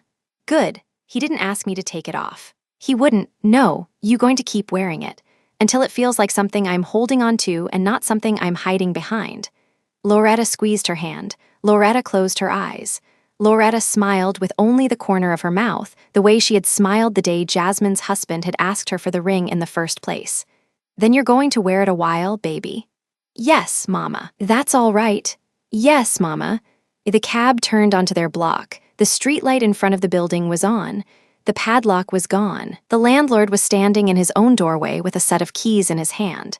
And he was not looking at the cab, because he had the small dignity of a man who had done the right thing without needing to be seen doing it. And Jasmine paid the cab and helped her mother to the curb. And Loretta took the stairs one at a time. And Jasmine carried the tote, and the tote was lighter than it had been in a month, because everything that had needed to be carried in it had been set down, one thing at a time, in the room where it belonged. At the top of the stairs, Loretta stopped to catch her breath, and she looked back down the flight at her daughter, and she said the last thing she was going to say that night. Some doors, baby, they only open one way, and some open both. You learn the difference, and you don't let anybody teach it to you twice. Jasmine put her hand under her mother's elbow. I already learned it, Mama. I know you did. They went inside. The door closed from their own side. Jasmine woke to Loretta coughing wrong, not the kidney cough, not the fluid cough. The kind that came from the top of the chest and skipped a beat in the middle. She sat up in the reopened apartment and counted 3 of them before her feet hit the floor. The clock on the microwave said 4:11. The heater ticked on in the hallway. She crossed to the couch where Loretta had insisted on sleeping the first night back and put 2 fingers on her mother's wrist. The pulse was there. Thin, fast. Mama. Loretta opened her eyes halfway. I'm all right. You're not. Baby, I'm all right. Jasmine did what she'd done 1,000 times in other people's rooms.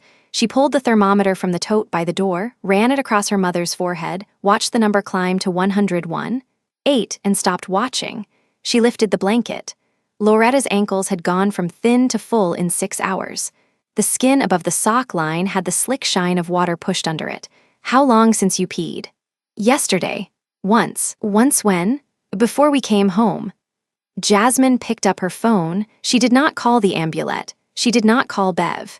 She called the after-hours line at the dialysis clinic, and while the recording ran, she pulled her boots on over bare feet. The nurse who picked up recognized her voice before she gave a name and told her to come in now.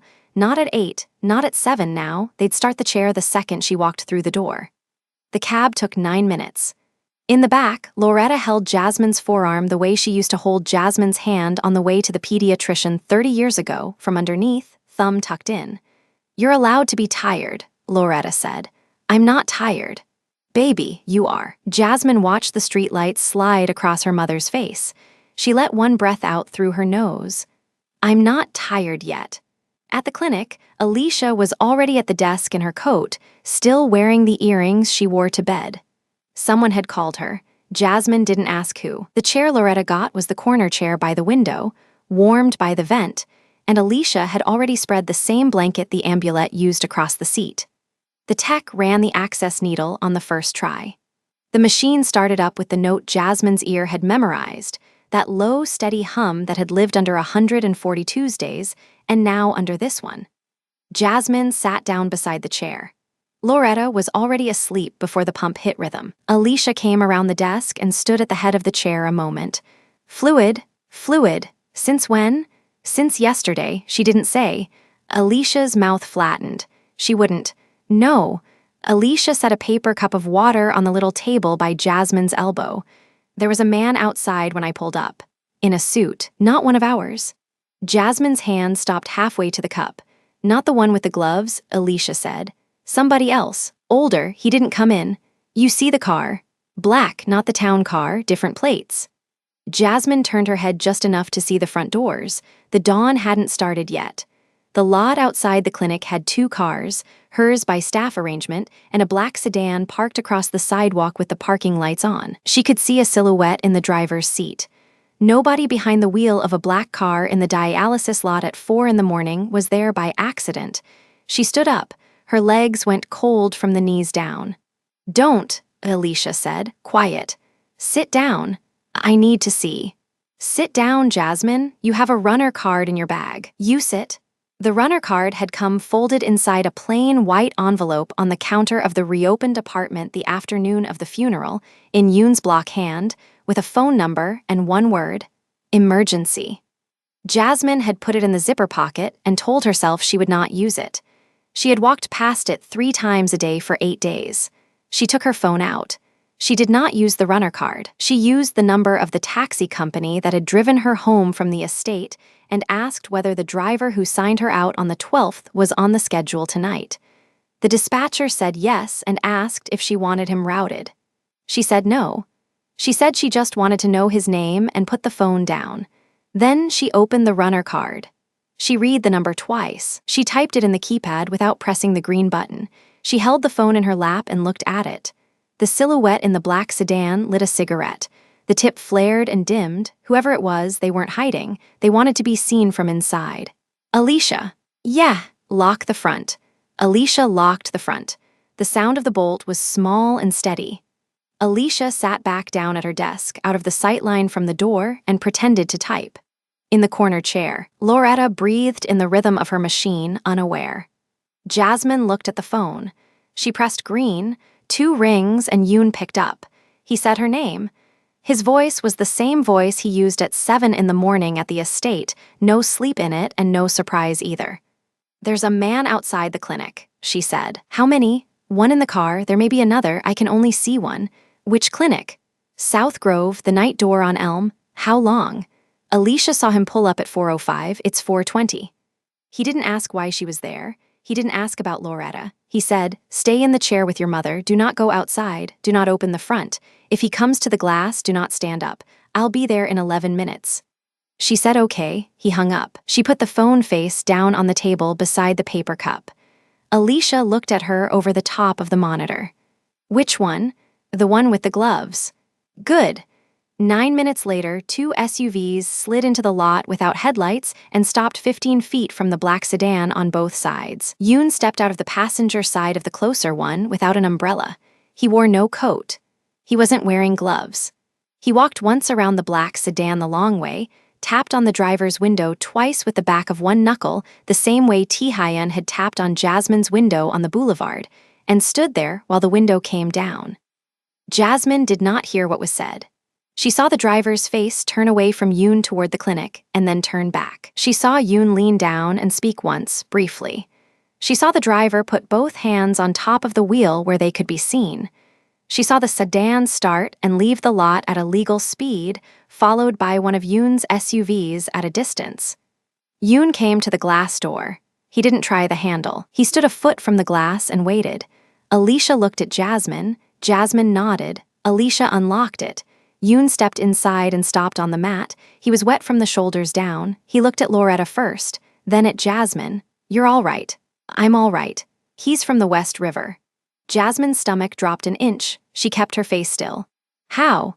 Cho Jin-ho had a younger brother. He inherited what was left after Hee-won went. He waited 3 weeks. Waited for what? For the funeral to be public enough. Alicia had gone very quiet at the desk. Am I on his list? Jasmine said. Yoon didn't answer right away. He looked at the corner chair. Loretta's hand had come loose from the armrest and was hanging over the side. Yoon walked to the chair, lifted the hand back onto the armrest without waking her, and stepped back. You are not on his list yet, he said. You are on his map. What's the difference? The list is who he wants dead. The map is who he wants leaned on. You are on the map because he thinks a woman who took care of Hee-won at the end can be pressed for what she knows. I don't know anything he doesn't. He doesn't know that. Jasmine put both hands flat on her thighs and pressed until the shake went out of them. How does he know where my mother dialyzes? Same way we knew, Yoon said. It's not hidden. She's been coming here for 4 years. He watched the funeral. He watched the funeral. He watched the apartment. He waited to see who visited and who left and how long you stayed inside. Then he sent a man to the place he thought you were softest at 4 in the morning. He didn't come in. No, he wanted you to know he could have. She swallowed. That's tonight. That's tonight. What about tomorrow? Yoon's jaw moved once. Tomorrow is not tonight. Alicia said quietly, the chair runs for 2 more hours. I can't move her sooner. I know, Yoon said. He didn't look at Alicia. He looked at Jasmine. There will be 2 men outside this building until she's off the machine. There will be a car behind you to the apartment. There will be a man in the stairwell tonight. He won't come to your door. You will not see him unless you go looking. I don't want a man in my stairwell. That is separate from what you get. She looked at him then, really looked.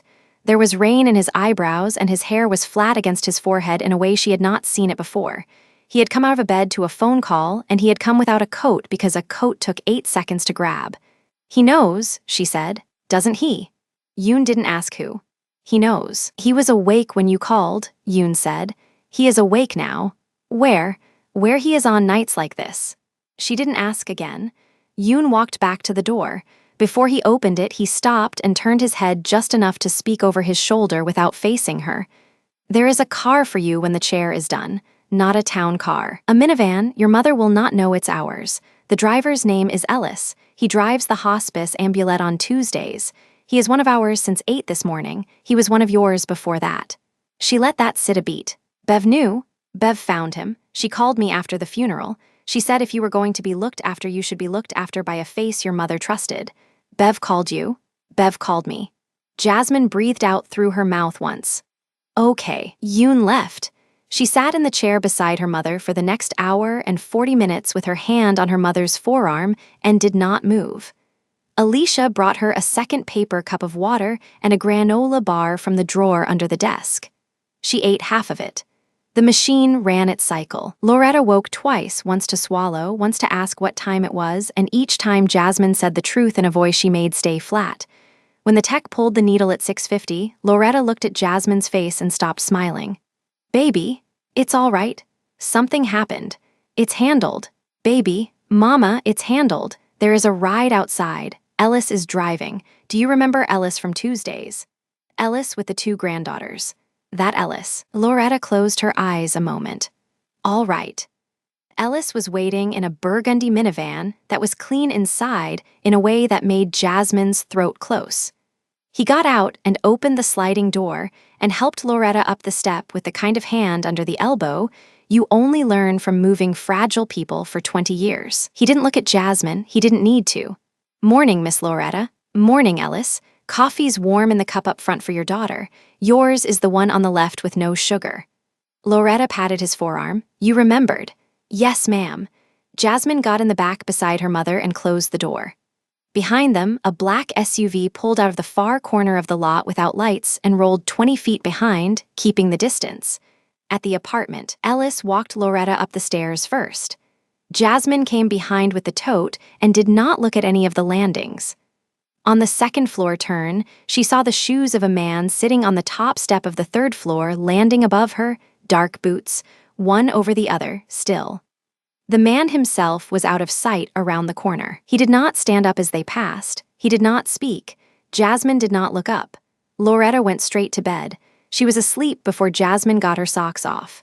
Jasmine stood in the kitchen with her back against the fridge and let one breath out that had been waiting since 4:11. She did not cry. She picked up her phone. She did not call T-Hyun. She called Bev. Bev picked up on the second ring in a voice already dressed. You home? Home? How is she? Sleeping. She's off the chair. Good. Bev. Yeah, baby. Ellis. Yes. You called Yoon. I called Yoon. Jasmine pressed the heel of her hand into her eye. Why didn't you tell me? Because if I told you, you'd have said no. I would have. That's why I didn't. Silence. Jasmine listened to her mother's breathing through the bedroom door. Bev. Yeah. I don't want to owe anybody anything else. You don't owe Ellis anything. Ellis was already on the schedule for you at the hospice starting Monday. I moved him up. You moved him up. I moved him up. That's a Bev thing, not a Yoon thing. Yoon just knew because I told him. Jasmine sat down at the kitchen table. She put her forehead on the wood. She let it stay there. Bev. Yeah, there's a man in my stairwell. Bev didn't say anything for a second. Then I'll come sit with your mother tonight so you can sleep. Bev. That's not a favor, that's a schedule change. My fold-out is empty. Your fold-out has a man on the stairs above it. I'll come at 6. Feed me when I get there and we're even. Jasmine laughed once, low, without meaning to. There she is, Bev said. See you at 6. The line went. Jasmine sat up. She looked around the kitchen. The reopened apartment was still not fully unpacked. There was a box of dishes on the counter she hadn't put away. There was the wedding album on top of the fridge where the envelope had lived. The envelope was gone. She had burned it in the sink 2 nights after the funeral, 1 page at a time, because Emmanuel had said to keep it safe until she read it, and after that it was hers to do with as she chose. She had not told anyone she burned it. She went to the drawer under the phone and took out a small spiral notebook she used for shift notes. She turned to a fresh page. She wrote 3 lines. Cho Jin-ho brother, name unknown, West River, Ellis Tuesday's hospice, man on the stairs, do not look up. She closed the notebook. She put it back in the drawer. Then she went to the bedroom and stood in the doorway and watched her mother sleep. Loretta's hand was on top of the blanket, palm up, the way she'd slept since Jasmine was 6. Jasmine watched the hand for a minute. Then she stepped back into the hall and closed the door. She sat at the kitchen table until the light in the window went from gray to weak yellow. At 8:15, her phone lit up on the wood. Not a call, a message, from a number that hadn't texted her before, but she knew whose it was before she opened it. 2 lines, not a debt. A question. Do you want him removed, or do you want him kept where you can see him? She stared at the screen for a long time. She thought about the man in the stairwell. She thought about Ellis at the wheel of the minivan and the 2 granddaughters. She thought about the corner chair by the vent and the funeral 3 weeks past and the 10th pane of the chapel window with the small crack in the corner. She thought about the frame of Loretta's silence in the cab when she had said, I'm not tired yet. She thought about Emmanuel at the vending machine saying he had known for a month what someone was going to do to a nurse and could not name it and could not warn her. She thought about the door that opened only one way and the door you close from your own side. She wrote back. Seen, not removed, 3 dots. Then a reply. Understood. Then, after 10 seconds, one more line. Sunday still stands. She did not answer that. She put the phone face down on the table and stood up and walked to the kitchen sink and washed her hands with cold water for a long time. At 9:30, she went out on the stoop with a mug of coffee and did not look up at the top of the stairs. She sat on the top step of the stoop and drank the coffee and watched a woman across the street walk a small dog on a red leash. The dog stopped at every tree. The woman waited. The woman waved at Jasmine without knowing who she was, and Jasmine waved back the way strangers do. A car she did not know went past. She kept drinking. Behind her, the door to the building opened and closed once. She did not turn around. The footsteps were heavy and even and went down the stoop past her without stopping and continued to the corner and around it. She did not see the face. She did not want to. 10 minutes later, a different car pulled up across the street and parked. The driver did not get out. He did not lift a phone. He read a newspaper. The newspaper was too new for the neighborhood, the fold too sharp. Jasmine drank her coffee. She went back inside. At noon, she woke Loretta for soup. Loretta ate a full bowl and did not comment on the fact that Jasmine had put the kettle on the back burner instead of the front, or that Jasmine had chosen the chair facing the front door instead of the one facing the window. She drank her tea and asked if Bev was coming, and Jasmine said yes at 6. Good, Loretta said. Then you sleep this afternoon. I'll try. You will. Jasmine did try. She lay on the couch with her boots off and her coat over her legs and closed her eyes. She kept the phone under her hand. She did not sleep.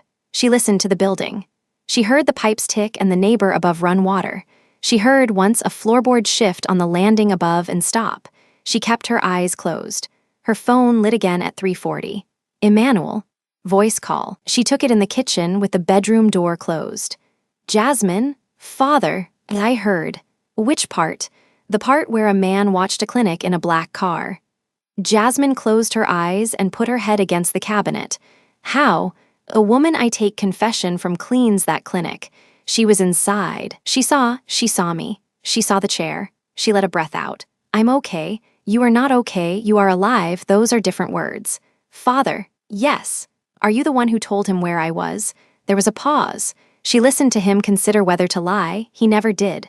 No, he said, but I called him after. You called him? I called Yoon, because when I heard which clinic it was, I remembered you told me your mother dialyzes there Tuesdays, and I remembered a man had watched a nurse before, so I called.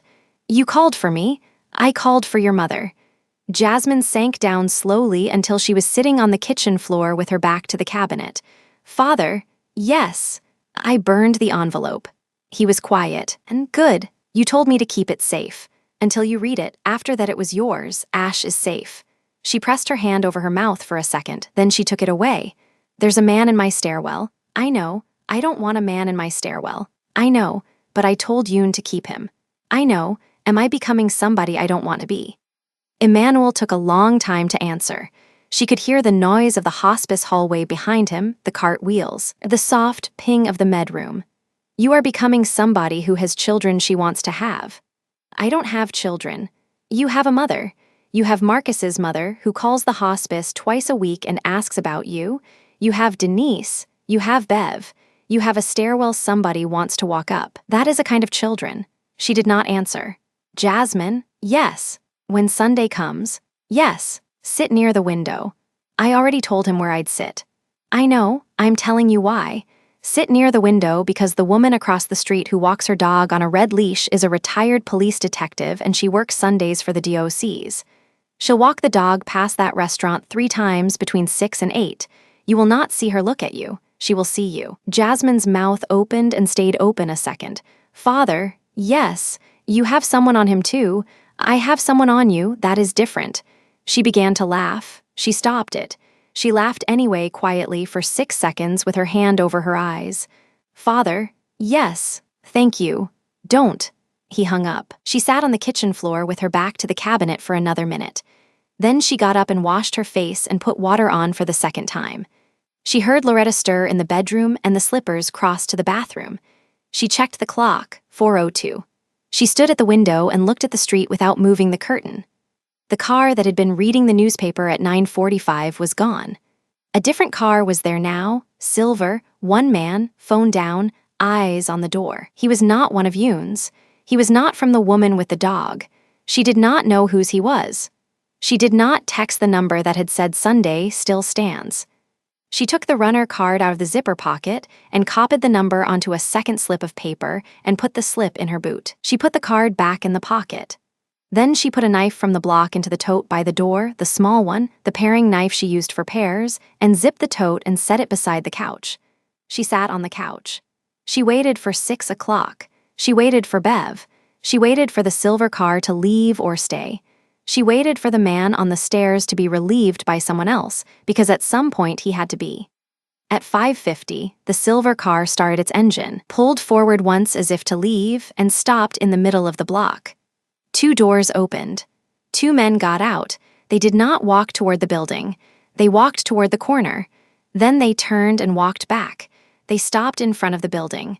They looked up at the second-floor window where Jasmine was sitting. One of them smiled. The other one raised a phone and took a photograph. Then they got back in the silver car and pulled away and left the block empty. Jasmine sat very still for 11 seconds. Then she stood up, walked to the drawer under the phone, took out the notebook, opened it to the page she had written that morning, and added one line under the other 3. 2 men. Silver sedan. Photograph. She closed the notebook. She picked up her phone. This time she did not call Bev. She did not call Yoon. She called the number she had not called since the boulevard. 2 rings. He picked up. Come. He was quiet a beat. Then, in the voice she remembered from the passenger seat of her own sedan on the first night, steady, no rush, no relief, he said one word. Coming. She put the phone face down on the table. She sat back down on the couch. Outside, the light started to fail. Somewhere above her on the stairs, a floorboard shifted once and settled. In the bedroom, her mother turned over in her sleep. The kettle in the kitchen began to whistle, low, then higher, and she did not stand up to take it off. The whistle climbed a second step, thin and insistent, and Jasmine let it. She counted her own breath instead. 4 in. 6 out. The way she counted for children whose lungs had lost the argument. On the 8th cycle, she heard a key turn in the downstairs door, 1 flight below, and knew it was not the landlord because the landlord always tried the wrong key first. The steps came up even, not fast, not slow, even. A pause on the 3rd floor landing that she recognized from 3 weeks of him pausing in a different doorway at 11:40 every night. Then the knock, 2 taps, the same 2 taps he had put on her window in the rain. She crossed the room and turned the deadbolt. Hyun stepped inside without looking at her first. He looked at the kitchen.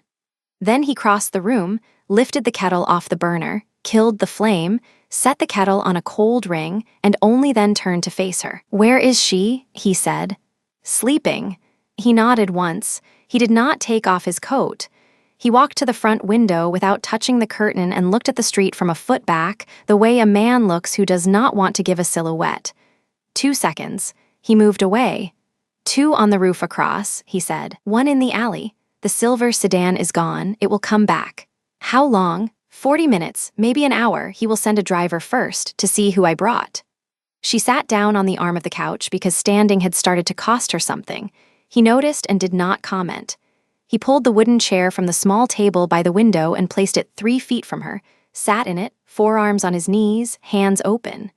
The gauze was gone from under the shirt now. In its place, the shirt sat flat against a rib cage that had learned to breathe around the memory. Tell me about the photograph, he said. 2 men, silver sedan, one smiled. The other took a picture of the 2nd floor window. Then they drove away. Which one smiled?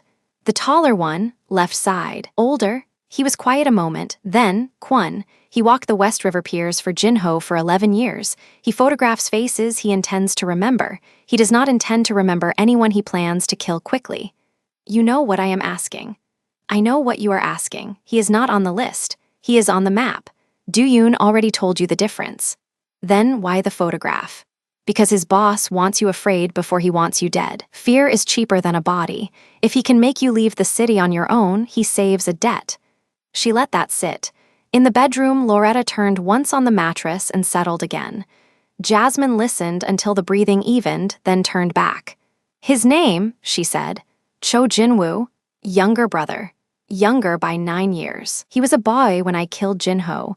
He was in Seoul finishing school. He did not come home for the funeral. Nobody counted him because he was never counted. He counted himself. He waited well. 3 weeks past his sister-in-law's funeral is a message. It says, I know you buried her. It says, I let you finish. And now he wants to be seen. That is what the photograph is, not a threat to your life yet, a signature on the wall. She stood up. She did not know she was going to. She walked to the kitchen, ran cold water over her wrists for 8 seconds, dried them on the towel by the sink. When she came back, she stayed standing. I do not want him removed. You said, I want to know why he is on the map and not the list. Because he does not have enough men yet. Because his brother's people did not all come to him. Half went to a cousin in Flushing. He is standing in a house that is not fully his. He is trying to be seen because if he is seen, some of the ones who went to Flushing will come back. So this is recruitment. This is recruitment. You are the poster. She felt the ring shift on the chain under her sweater. She did not touch it. Then he does not need me dead. Not this month. And next month. Depends on how many men Flushing sends him. Then take the men from Flushing. He looked at her. For the first time since he had walked in, his mouth moved at one corner. That is not how I would have said it. It is what you were going to do. Yes. How long? 9 days. I have someone in the cousin's house already. I have someone in Kwon's building since Monday. The photograph made me move earlier than I planned. How much earlier? By 6. 6 days. 6 hours. She sat back down on the arm of the couch. The old cushion took her weight with a sigh. She kept her eyes on him. Tell me what changes for us tonight. He did not move for a beat. Then he said the thing evenly. Nothing that puts a wall between you and your mother. Do-yoon stays on the roof of the building across the street until Sunday. Ellis picks your mother up at 6:40 Tuesday for chair. There is a woman named Hanul in a car on the corner from 10 p.m. to 6 a.m. She was a nurse in Seoul before she came. If your mother's breath changes in the night, she will be at your door in 90 seconds. She does not carry a firearm. She carries an oxygen bag and a phone. Bev is coming at 18. I know, Bev called Do-yoon at 17:40. Hanul comes on at 22 after Bev is asleep. You have been talking to Bev. Do-yoon has been talking to Bev. I do not talk to Bev. Bev asked that it stay that way. She does not like me. She likes what I moved. That is enough for her. Good. He nodded to something private and did not smile. Loretta needs to know, she said. She knows something. She needs to know the shape. Tell her tomorrow after chair. Do not tell her tonight. If you tell her tonight, the potassium will climb. She looked at him because he had said potassium the way a nurse says potassium, and not the way a boss says the word that a nurse said to him. He caught the look and answered before she asked. My aunt, the real one, not he one, my mother's sister. Home hemo for 7 years before she died. I know the numbers. You never said. You never asked. She let it stand. He reached inside his coat and took out something folded. She braced. It was a piece of hospital letterhead, thin, unsigned at the bottom where a signature line waited. What is this? The reinstatement letter for your position. Bev drafted it. The board voted an hour ago by phone. Denise Peterson called every one of them personally this week. 7 calls. She was the last vote. Denise. She has been calling the hospice twice a week for you. She called the board 3 times. She said she would not put another child of hers in a place that had put you out. Her sister's boy is on the wait list for palliative intake. That mattered to 2 of them. Jasmine took the letter. She read the top line. She read the top line again. She folded it in thirds and set it on the arm of the couch beside her thigh. You did not write this. No, Bev wrote it. Denise closed it. I paid a bill 3 months ago that a board member had forgotten was overdue. That was the whole of me in that room. Good. He half nodded. There was something in the way he did it that she had not seen before, and she filed it and did not name it. She said, the envelope. He was still. I burned it, she said. 2 nights after the funeral. Page by page. In the sink. Emmanuel already knows. I am telling you because you should hear it from me and not from him. He was quiet for 11 seconds. She counted. Good, he said finally. The instruction was to keep it safe until you read. Ash is safe. He said the same thing. He would. Why did you put your name on paper at all? I did not. Emmanuel put my name on that paper. He copied a ledger I never gave him. He copied it from a woman who cleans the office of a lawyer who works for me. That woman goes to his confession. He asked her one day to write down what she saw. She wrote it down. He kept it for a year before he gave it to you. He said a month. He said what would land. You are not angry at him. He kept a woman alive by giving her a piece of paper. A woman I did not know I was going to want to keep alive. I am not angry. Down the hall, Loretta coughed once, dry, then settled. Jasmine did not turn her head. She had learned the difference between a cough that needed her and a cough that was just the room's dry air. This was the room. Sunday, she said. Sunday stands. I did not answer. I know. Answer now, not the dinner. The dinner is decided. I want to know what you thought I meant when I did not answer. He took his time. His hands, open on his knees, closed lightly and opened again. It was the only movement his body allowed itself. I thought you were listening to a kettle you did not intend to take off, he said. I thought you wanted to know whether I would come without a debt to collect. I thought you would decide about Sunday after I did. You are correct. I know, she said, the Dachshund woman, retired detective, 22 years, homicide, then internal affairs, Emmanuel's cousin's wife. She will walk past the restaurant 3 times between 6 and 8. If she sees anything in the room she does not like, she will drop a paper napkin outside the window. Do-yoon is at a table 4 back. He will see the napkin. He will bring the car. You knew about her before I did. Emmanuel told me last Tuesday. He wanted my permission for her to be in the room. I said yes. He asked you. He asked me. He is a priest and he still asks. He does not need to. He does it so I remember I am a man he is asking. She looked at her hands. Do you know Ellis has 2 granddaughters, she said. I know, he has a picture in the visor. The younger one is missing the top front tooth. Bev told Do-yoon. Do-yoon told me. I am telling you so you know I know. If Ellis ever stops working for the hospice on a Tuesday because of something he is asked to do, it will not be because of me. Good. Bev already told him the same, in different words. What words? I told him if he ever felt his second job leaning on his first, he was to quit the second. That was Bev. Do-yoon was in the car. Do-yoon repeated it to me exactly. Good. He stood up, not to leave.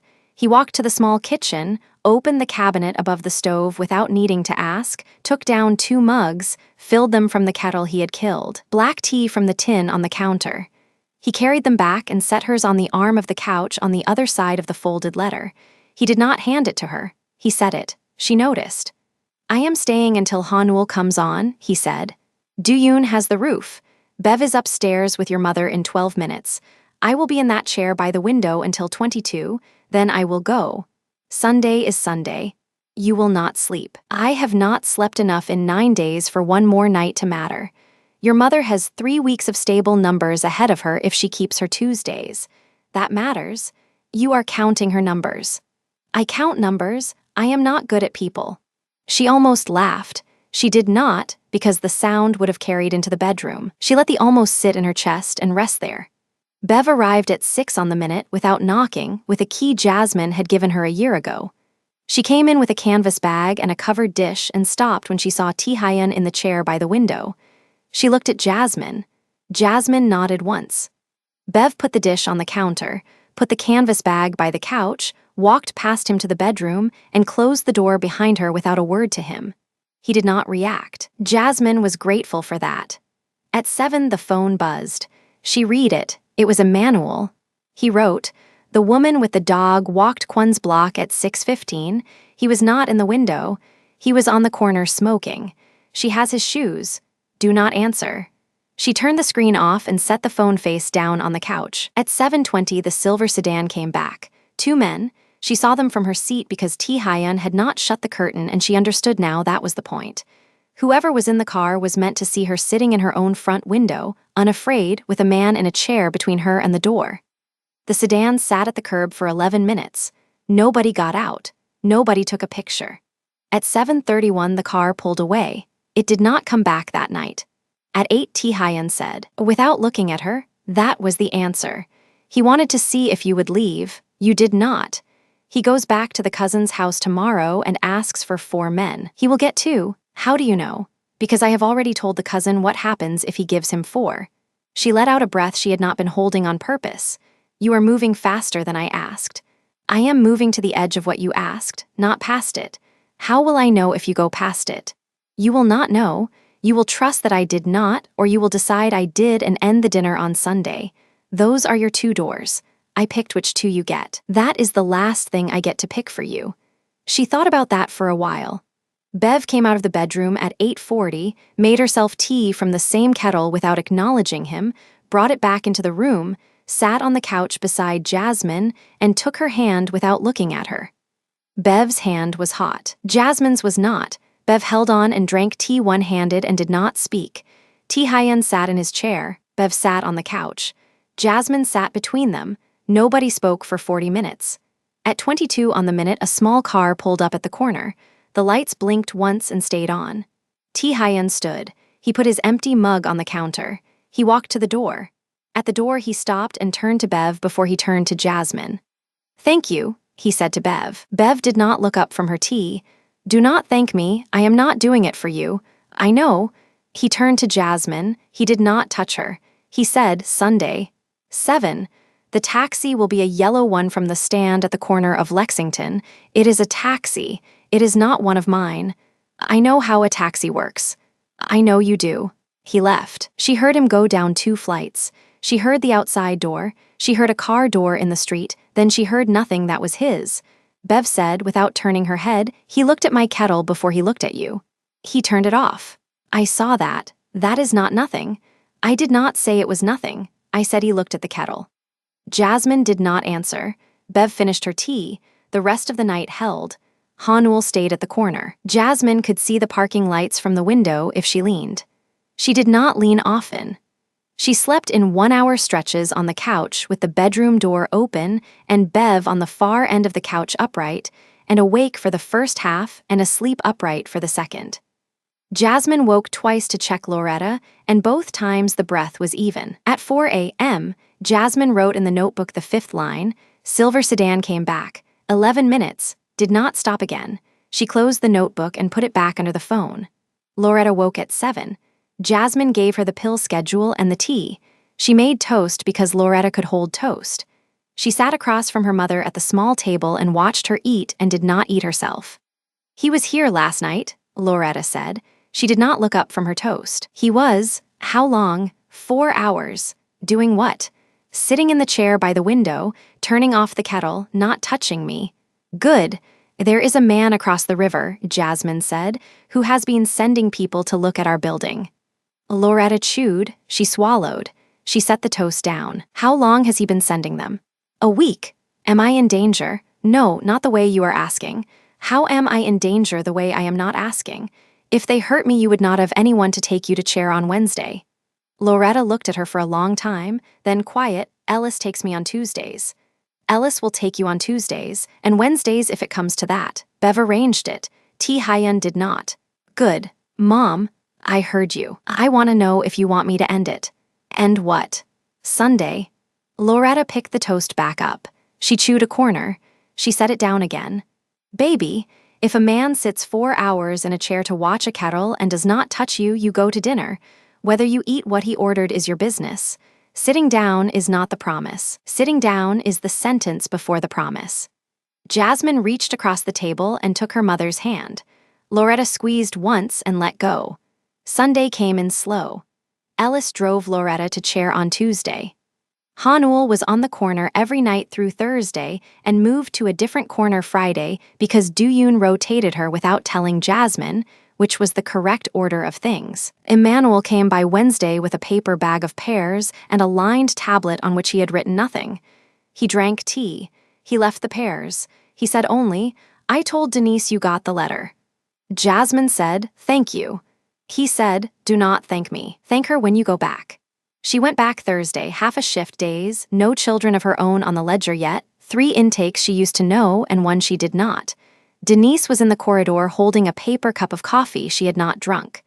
Jasmine crossed the corridor and put her arms around Denise without speaking. Denise did not cry.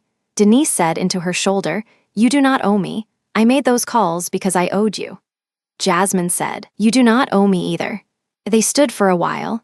A charge nurse walked past and did not slow. Friday the paring knife came out of the tote. Jasmine put it back in the drawer where it belonged. She left the slip with the runner card number in the inside of her boot for 2 more days. Then she took it out and folded it into the wallet where phone numbers went. It was not a runner number anymore. It was a number. Saturday night, Kwon left the city. Do-yoon told Jasmine at the door in one sentence when he came to check the stairwell. The photograph is gone. He took it with him. She did not ask what that meant for the man on the corner. She trusted the sentence. Sunday at 6:40, a yellow taxi from the Lexington stand pulled up at the curb. She came down in a dark plain dress that had been in her closet since before her husband died, low heels she could walk in. The coat Bev had given her because she liked it now, the ring on the chain under the collar, and the wallet with the number in it. She had not put the paring knife back in her bag. She had put a pear in it. The restaurant was on the west side. The window table was hers because he had asked for a window table. He was at the table when she arrived, standing when she came in, not moving toward her. He waited until she reached the table. He pulled the chair out. He sat when she sat. She saw Do-yoon 4 tables back reading a menu he did not need. She saw a woman with a dachshund on a red leash pass the window at 6:52, at 7:21, and at 7:58. The third time, the woman glanced in and kept walking without slowing. No napkin fell on the sidewalk. They ordered simple food. He ate a little. She ate a little more than she expected. They did not talk about the West River. They did not talk about Hee-won. They did not talk about the envelope. They talked about the numbers he had learned watching his aunt for 7 years, and the numbers she had learned watching Loretta for 3, and the way the numbers were almost the same numbers and almost the same aunts and almost the same nights. He asked what her husband had been like at the end. She told him. He did not offer his own end in exchange. He listened. At 8:40, she paid for her half of the check because she had said she would and he had said he would let her. He paid his half. They walked out together and did not touch. A yellow taxi from the same stand pulled up. He opened the door for her and did not get in. She sat inside and rolled the window down. "Wednesday," he said. "Not next Wednesday. The one after." "Yes." "Same taxi. Same stand." "Yes." He nodded once and stepped back onto the curb, and the taxi pulled away.